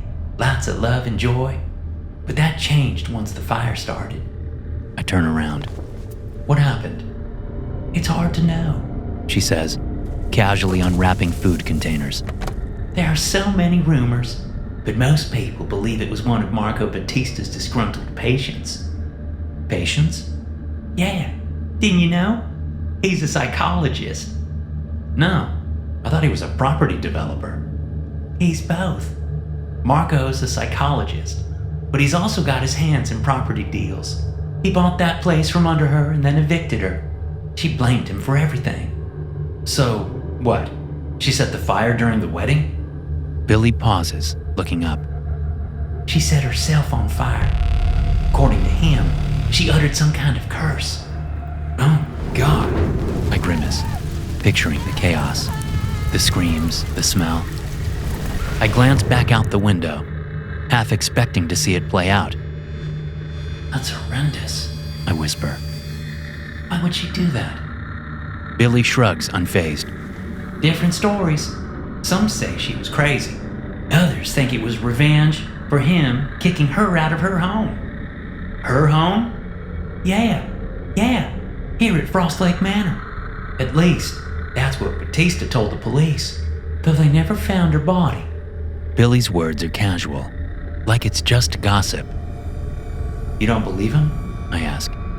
Another shrug. The mind's a terrifying thing, she says, her voice lowering. It can make us see things that aren't even there. The fog has spread across the lake, swallowing the dock and creeping over the lawn. Wow, that fog's a lot closer now, I mutter, squinting as it slinks toward the building like tendrils. A shiver runs down my spine as I remember last night. I hesitate as I consider what I'm about to say next. I think I saw something, I blurt. Something that wasn't there. My eyes meet hers, realizing too late I should have kept my mouth shut. Now I feel weird. Part of me comfortable with her, but the other part, well, I don't want to sound like an idiot. Something? She asks, her gaze steady. Yeah, last night. I could have imagined it, but it felt like someone was there, at the B&B. Inside your room? No. I shake my head. Outside, right by my door. She cocks her head. What were they doing? That's the thing. I don't know. You don't know? I force a chuckle, trying to shrug it off. No, just had this feeling, like someone was standing there. And they didn't say anything? No. I nod, laughing awkwardly. Yeah, it sounds stupid. It was raining and, well, it just creeped me out. And this morning... I trail off, regretting I've said this much. This morning? She prompts. It doesn't matter. I mumble. No, come on. You started this. Tell me. I sigh. This morning, I found something outside my door. Something? She asks. Yeah, a ball.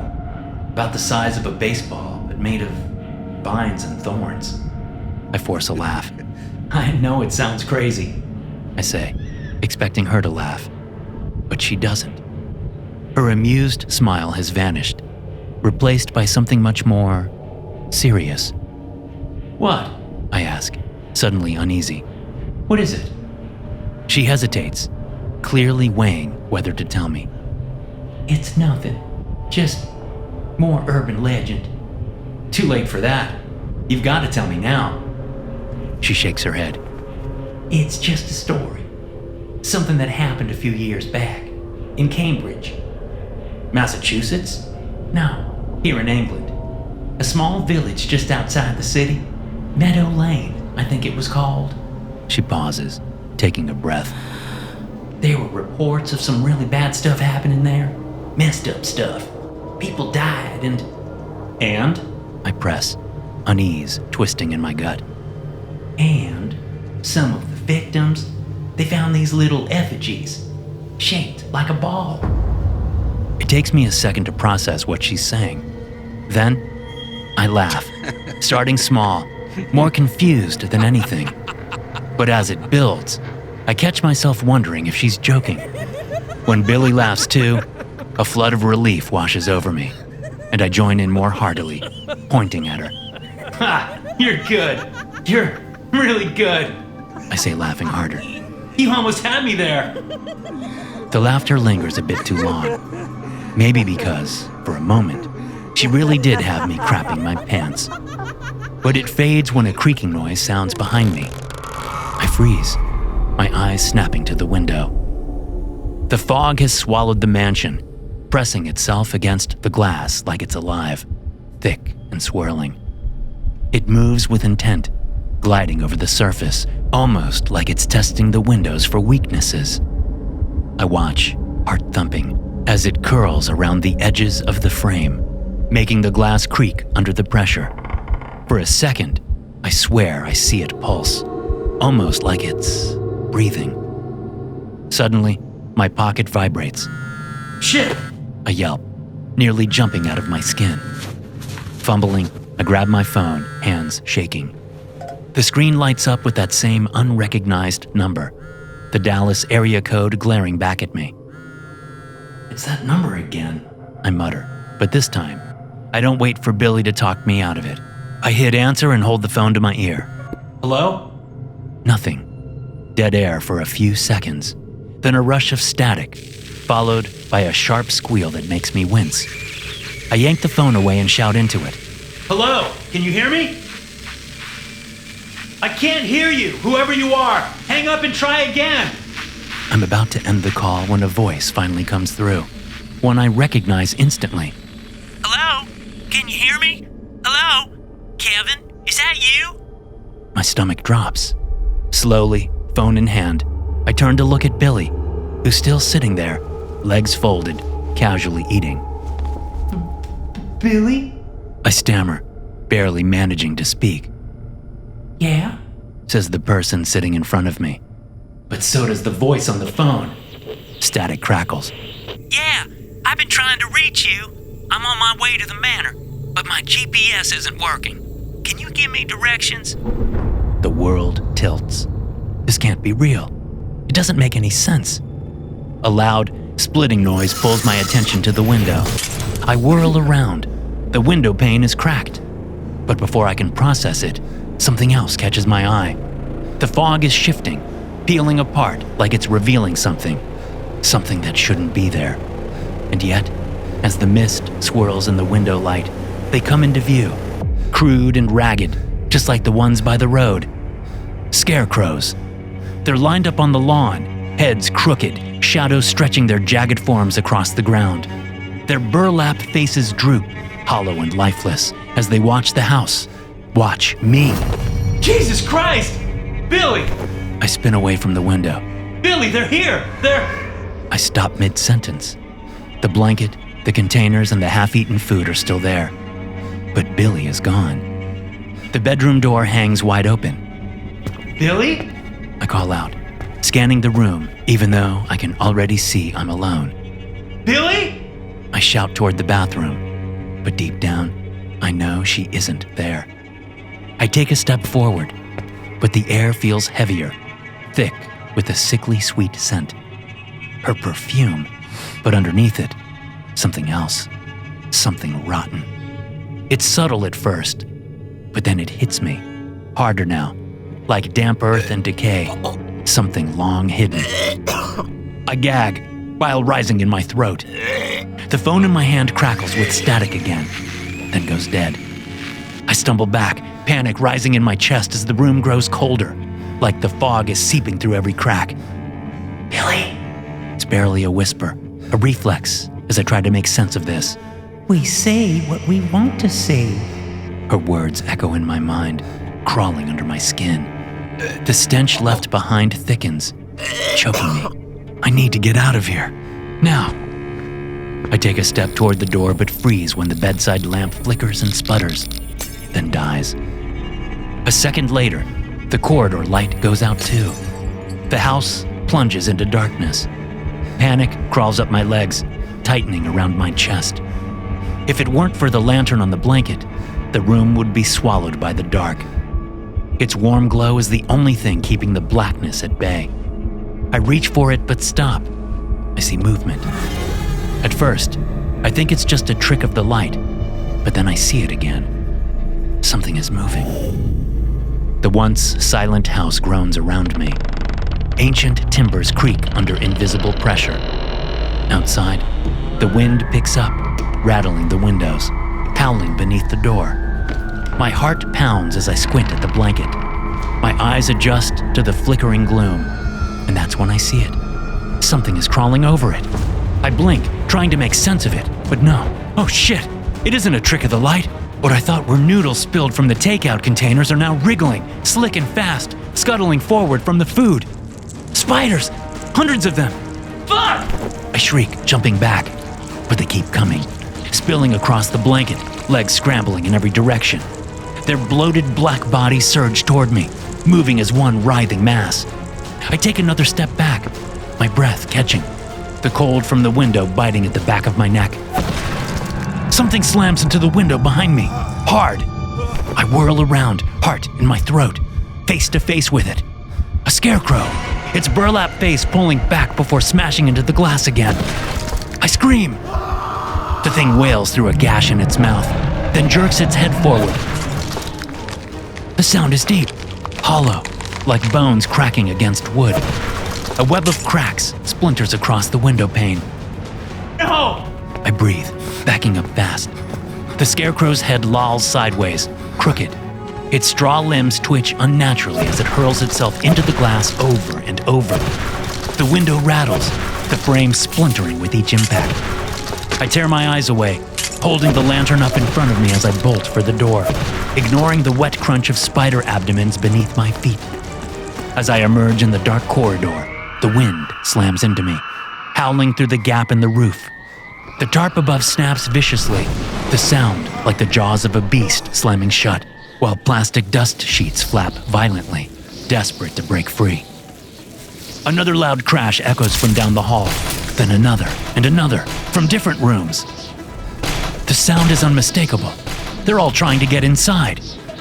The house groans under the assault. Doors rattle, and the ancient timber creaks and shudders under the invisible pressure. The wind outside shrieks, shaking the windows and clawing at the walls. My heart pounds as I glance over the banister, trying to spot the front door through the darkness. But it's impossible to see if it's really there, or if it's just burned into my memory. Either way, I have to reach it. I have to get out. Shit! The grandfather clock, dead for so long, just a lifeless relic, suddenly chimes.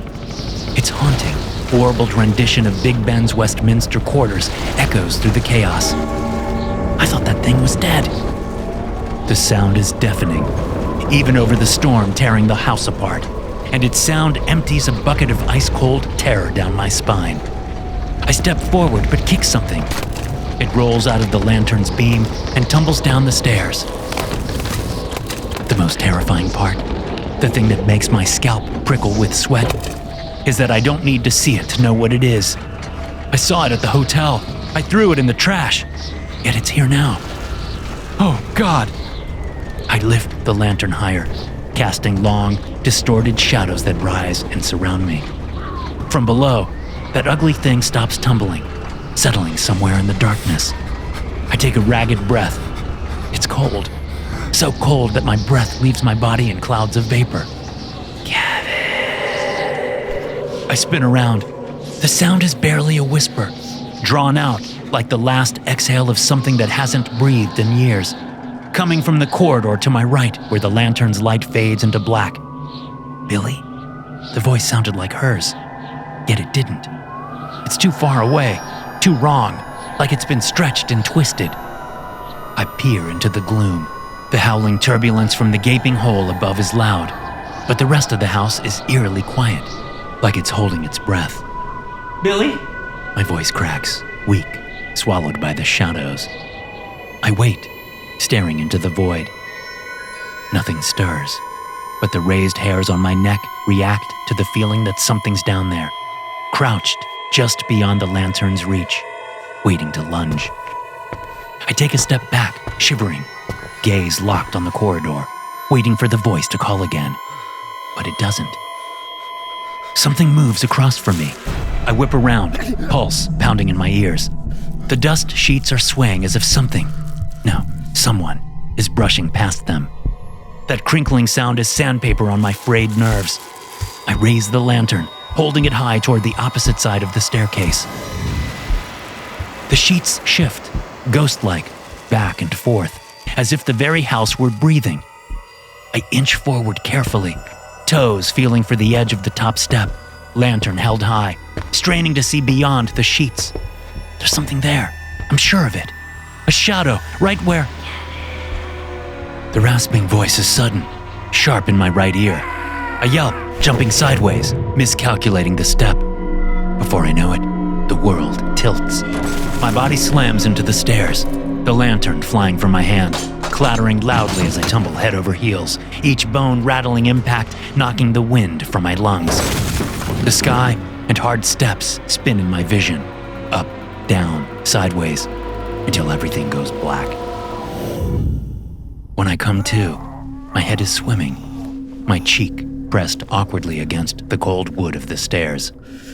I've no clue how long I've been out, but my body is aching from the fall, and I'm shivering. It's so bad that my teeth are chattering, and I can barely feel my fingers. Or maybe that's from the tumble too, hard to tell. I clench my fists to test my strength, but a bolt of pain shoots through me, and I cry out.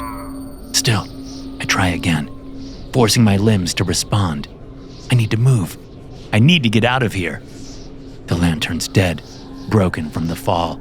The landing is steeped in darkness, punctuated only by faint moonlight filtering down from the hole in the ceiling. But it's weak, barely there. I lie immobilized as clouds shift, periodically blocking the light and plunging everything into pitch black. Then, the moonlight appears in narrow, pale strips, and the cycle repeats itself. My mind wants to move, but the pain in my body begs me to lie here, listening to the gale buffeting overhead, howling through the corridors. You're going to die here. Get up, now! I'm considering this when I hear another sound, barely audible at first, but growing louder. At first, I think it's me, fearing I may have seriously injured myself. But when I move my arms, I can't recreate the noise. Then, just when I think I'm imagining it, there it is again. I strain my ears, trying to locate it. The moonlight flickers out, and I'm swallowed by darkness. It's growing louder, closer. I push myself up onto my elbows, pulse racing, squinting into the blackness. Something's moving, crawling toward me, but I can't see it. Just a ghostly white shape edging closer. Moonlight floods back in. Nothing. Then darkness again. Panic surges through me. I fumble for the phone in my pocket, praying it wasn't damaged in the fall. My fingers, cold and shaky, finally grasp it. I tap on the screen. Nothing. Come on. I tap again, harder this time. Still nothing. Faster now, closer, too close. Turn on the flashlight! I croak, my voice scraping in my throat. Turn on! The phone's beam flickers to life, a narrow shaft cutting through the darkness. For a second, I see nothing but the opposite wall, the dust sheets shifting slightly in the draft. Then the beam moves, and I see it. Oh God, help me! It starts with the rag, tattered, stained, a mockery of white. Then the limbs, pallid and impossibly contorted, emerge like the legs of some nightmare arachnid. It scuttles toward me, head twisted back, ceilingward, in a grotesque parody of supplication. But it's the eyes that steal my breath. Dead white, glassy, they glint unblinkingly in the cold LED glow of my phone, framed by strands of long, limp white hair. I try to scream, but my throat locks. Frozen, I watch in horror as the creature closes the distance. 6 feet, 5, 4. Long, bony fingers tipped with jagged black nails reach for my ankles. I jerk my feet away, heart hammering, but the thing keeps advancing. Closer, faster. A bone-chilling scream rips through the room, and I realize that it's mine. The thing reacts, its jaw unhinging, distending wider than humanly possible. The screech that follows is a tearing, unnatural sound, like metal scraping against bone. The stench that comes with it is so foul, I gag. My phone slips from my numb fingers, the light beam dancing wildly as it falls, casting grotesque shadows across the walls. The moonlight shifts, darkness engulfs me. And in the suffocating blackness, the only sound is the slow, relentless click, pop, click, pop, echoing like a macabre metronome, counting down to an unspeakable fate. I don't hesitate. I jump to my feet, grab my stricken phone, and stumble down the remaining steps. Legs wobbling, I race blindly for the front door, rip it open, and plunge through it into the night. Freezing air welcomes me, but I don't stop, adrenaline driving me toward my car. The clouds have parted now. The moon is shining bright. There's no creepy mist, no scarecrows, just the cold biting at my skin and a stilled world with a quiet so normal, I feel like I want to cry.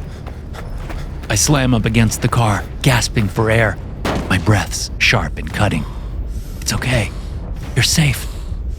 But the thought feels hollow as I glance back at the house, expecting that thing to burst through the door at any moment. Nothing. Minutes crawl by and still nothing. My chest heaves, heart thundering, as I clutch my phone like a lifeline. Did that really happen? Of course it did, didn't it? The lights are back on, spilling that soft amber glow as if everything's fine, as if I hadn't just been chased by a nightmare. An owl hoots nearby, snapping me back. My arm aches from the fall. That was real. But was the rest? Who gives a shit? I'm out of here. I frisk my pockets for the car keys. There is no way I'm... What was that? I spin around. I heard something. A voice. Out there. In the woods. I lift my phone, its beam revealing a narrow path, leading off the courtyard and into the skeletal trees and... Oh shit! A light. A flashlight, flickering among giant tree trunks. Hello? I call out, the word escaping into the night. It's deathly quiet out here. So quiet, I can hear the ringing in my ears. Hello? I repeat, my voice barely more than a whisper. I wait. Nothing. Then, a short, sharp cry.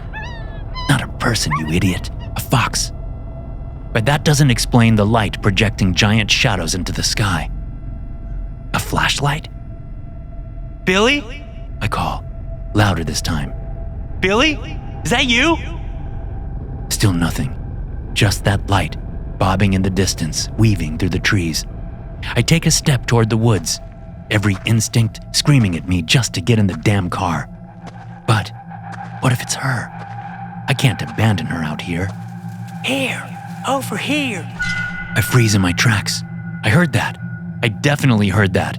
A voice, a loud whisper, hesitant yet desperate, calling out from the dark. I take another step, then another.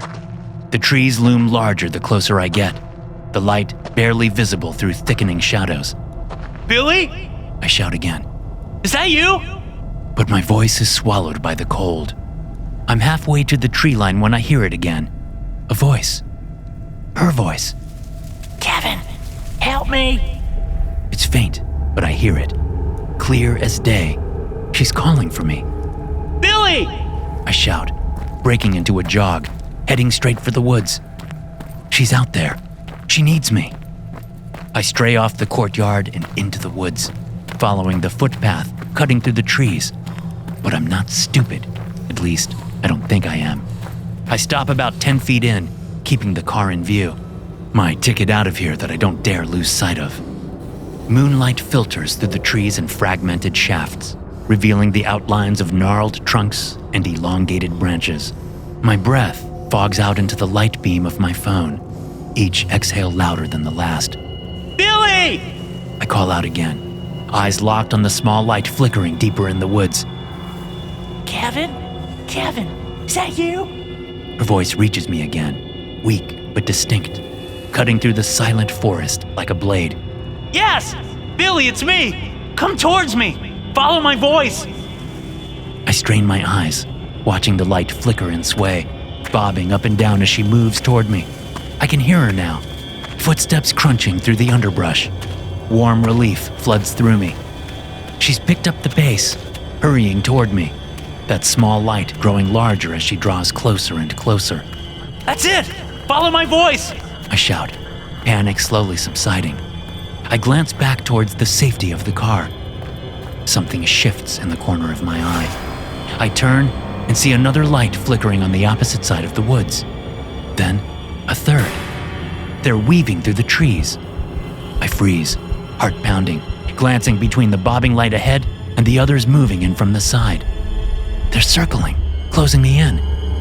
Then I hear it, a low hum that quickly turns into the rumble of an engine. Headlights cut through the darkness, stretching and shrinking around tree trunks, creating a dizzying radial effect. Tires scrunch on gravel as the vehicle comes to a stop behind me. Thank God, somebody's here. Billy, somebody's... Relief dies as quickly as it came when I turn back to the light in the trees. It's no longer a light. It's mist, the same mist from before, creeping along the ground, twisting around the tree trunks like a living thing. It slithers through the air, moving with purpose, gliding toward me, thick and unnatural. I back up instinctively, the cold sinking into my bones as my breath catches in my throat. I raise my phone, holding up the light and squinting into the fog, trying to make out what's ahead. But the beam doesn't do anything. It's as if the light is being devoured by the mist, swallowing it whole. Billy? Billy? Is that you? The sound freezes the blood in my veins. It's a voice, calling out from inside the mist. One that I instantly recognize. It's mine. At least it sounds like me. The sound is loud, uncanny, like I'm listening to a recording of myself. Distorted, warped, calling out from all directions. But Billy! Billy! Is that you? Is that you? The voice asks. The intonation shifts with every repetition. The voice testing different tones and pitches, like it's learning how to speak. Slower now. Is that you? Billy? Hot and cold shivers rake through me. Something out there is mimicking me. Billy! Billy! Billy! Is that you? Suddenly, the phone in my hand vibrates, the screen lighting up. I jump, almost dropping it, but manage to hold on. I gape at the screen. It reads, Billy Anderson. My heart thunders in my chest as I press the answer button. There's a burst of static, and then, what's that? Voices? Faint at first. No, not voices. Whispering, drifting, like smoke out of the speaker and filling the air around me. Billy? I croak. The incoherent whispers continue, rising and falling in volume for several seconds. I instinctively lean in closer before the whispering stops abruptly and a voice I don't recognize rasps, "This is where you end." Then, there's an ear-splitting sound, like metal scraping, before the screen flickers out. It was just a shadow, but I saw it. I saw it. One of those trees just moved. It just fucking moved. The mist surges forward as if searching for something. Searching. For me. I don't even think about it. I turn and bolt, racing back towards the house, just as fingernails, cold as ice, brush the nape of my neck. I yelp, eyes glued to the safety of the vehicle as its brake lights flood the night with a deathly red glow. I'm here! I'm here! I scream, my voice hoarse, throat raw. Branches lash at my face, thorns catch at my hands, but I tear through the underbrush toward the light, toward salvation. And I'm almost there when the ground beneath me shifts, slick with mud, coagulated and thick like blood, and my foot catches on something. A root, a vine, I don't know. And I go down hard, face first into the freezing muck. I groan, pain shooting up my leg, but there's no time. No time. I push myself up, hands slipping in the mire, eyes fixed on the red brake lights before they flicker, then die. Help! Help me! I wail, my voice cracking, desperation clawing at my chest. Then, a faint clunk. The driver's door swings open. A booted heel hits the ground, and then another. And then, it's Billy! Billy! Bill! My shout is cut off by a sharp prick on my hand. I jerk it back with a hiss of pain, my gaze dropping to the ground. There, nestled in the mud, is one of those thorn balls, ugly, twisted, glistening under the faint moonlight. Before I can process it, a cold, numbing sensation spreads from the prick up my wrist. My muscles seize. Tight, too tight. I try to scream, but the sound dies in my throat. My legs stiffen, then my arms, and finally my chest. The more I fight it, the worse it gets. The sensation of being pinned to the earth, suffocated by something unseen. My body is shutting down. I look up. Billy is standing there, holding something to her ear. Seconds later, the mud vibrates, and my phone screen lights up the night. Here! I'm here! My jaw clenches, locking shut. The paralysis crawls up my neck, choking me, spreading like poison, cold and relentless. My feet solidify, then my legs, as the paralysis climbs higher, gripping my throat, making each breath shallower until I can't breathe. I can't breathe. Help! Help me! I scream, but it's only in my head. The world swims, my vision blurring at the edges. I can't move. My head locks in place, stiff and unyielding. The only part of me still working is my eyes, wild with terror, rolling in their sockets. I can only watch as Billy stands there, her woolen hat framing her oblivious face, eyes scanning the driveway, calling out into the night. Billy! Over here! Over here! But she doesn't hear me. She can't. My vision blurs again, and that's when I see it. Through the fog, something moves. A figure shuffles forward, emerging from the mist, which parts as if in fear. I blink, and the vision sharpens. Ragged layers of fabric, a shawl, dark and tattered, barely concealing the grotesque, patchy skin beneath. Straw, twisted into something like a face, peers from behind strands of wiry white hair. The number 13 winks at me in the moonlight, pinned to her shawl. But it can't be. She's close now. The sucking sound of her feet, bare and twisted, in the mud is louder than my thudding heart. Roots and vines twine around her feet like she's growing out of the earth itself. I try to react, but can't. All I can do is watch as a gnarled, dirty hand reaches down, long fingers brushing my face before burlap, rough and cold, is pulled over my head and tightened around my neck. Then, nothing. Just silence. Jackson Anderson, New Year's, several weeks later. The hum of the central heating is the only sound breaking the silence in the luxurious suite. I lean back in the leather chair, a crystal tumbler of aged whiskey in hand, its rich aroma filling the air. Downstairs, the staff's scurrying around, putting the final touches on Frost Lake Manor for tonight's soft opening. But up here, it's just me, savoring the quiet before the night unfolds. The manor is finally ready. Hell, it's more than ready. It's a damn masterpiece. The destination for anyone who's anyone, and my ticket to a seat on the board. And to think, that sniveling kid Kevin almost derailed the whole thing. I knew he didn't have the balls for a project this size, but even I didn't expect him to bolt like a damn coward in the middle of the night.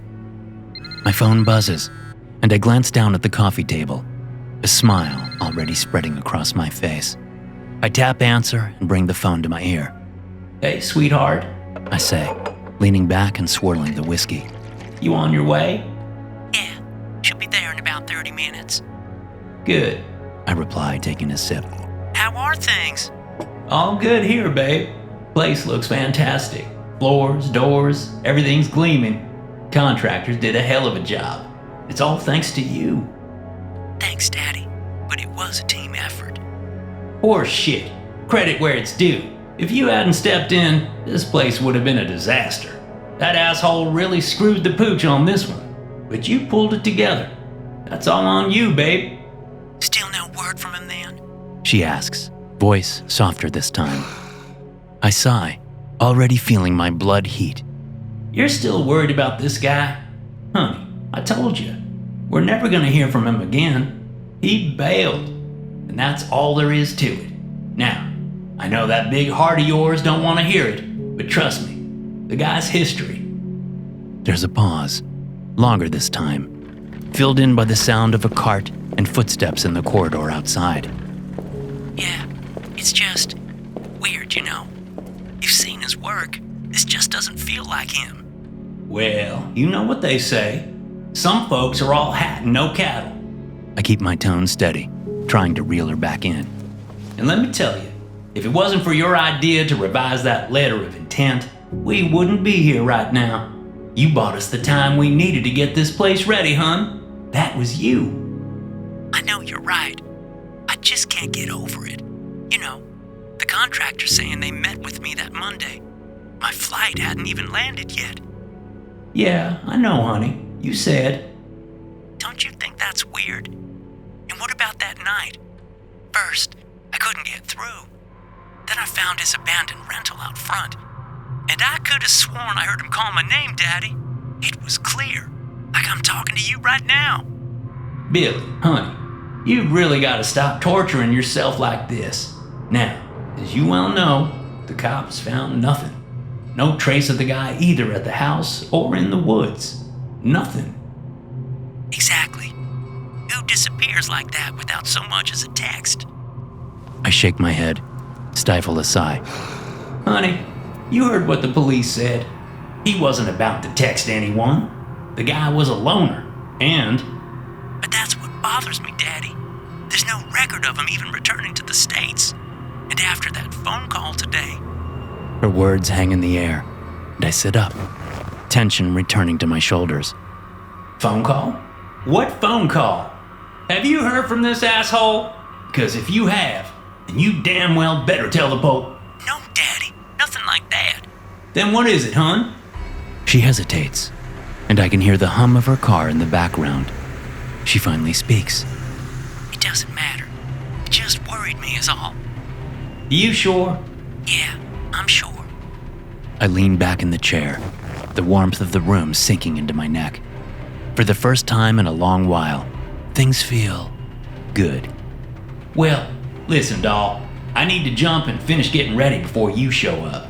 We'll do that last-minute check together.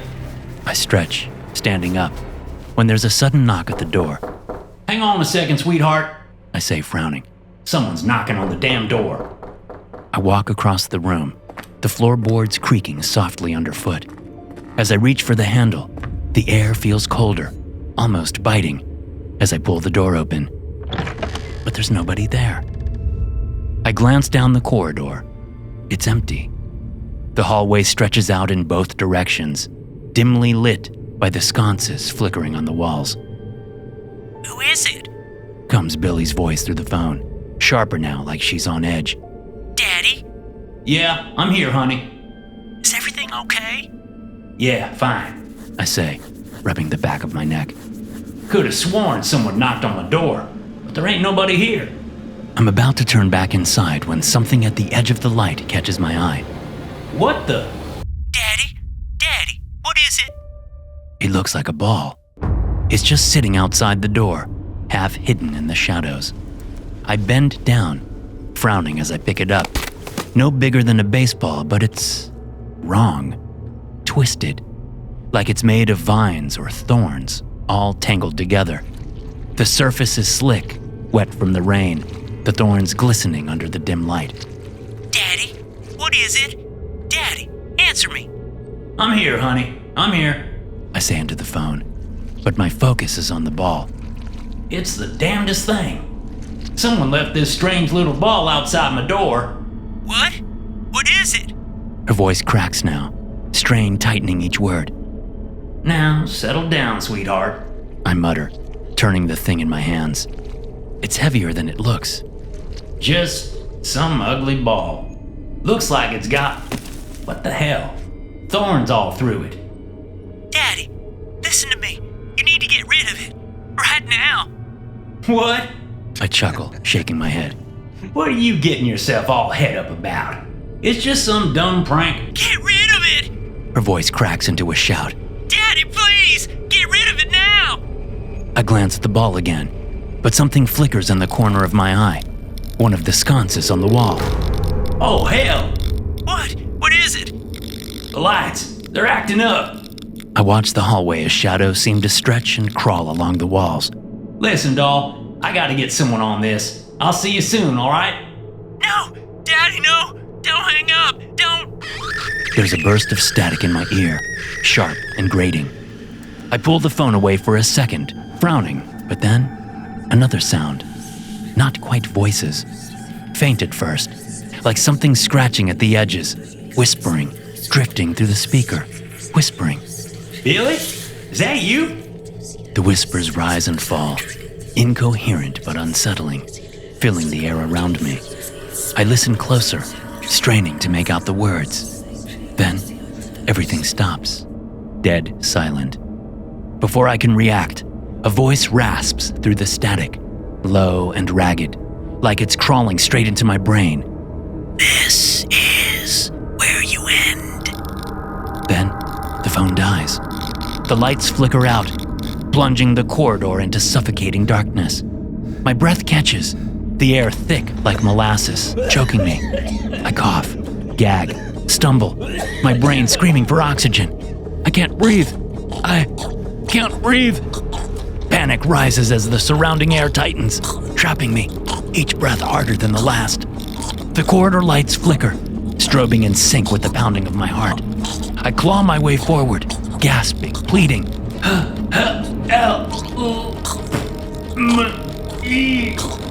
Lights flicker. Off. Darkness. On. An empty corridor stretches endlessly before me. Help! Off. A shadow jitters towards me. On.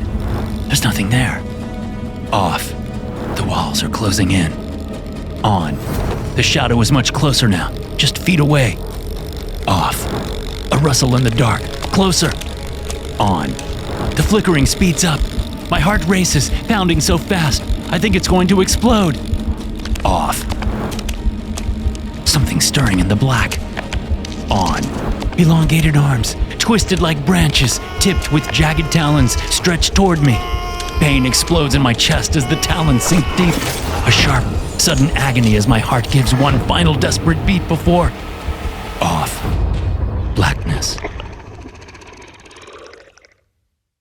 I hope you all enjoyed The Curse of Frost Lake Manor, written by #1 best-selling author Tony Marturano. If you want more, be sure to check out the complete Haunted and Sinister series available on Amazon. Thanks for listening. If you enjoy these stories, be sure to subscribe to the podcast and check out some more of my episodes here.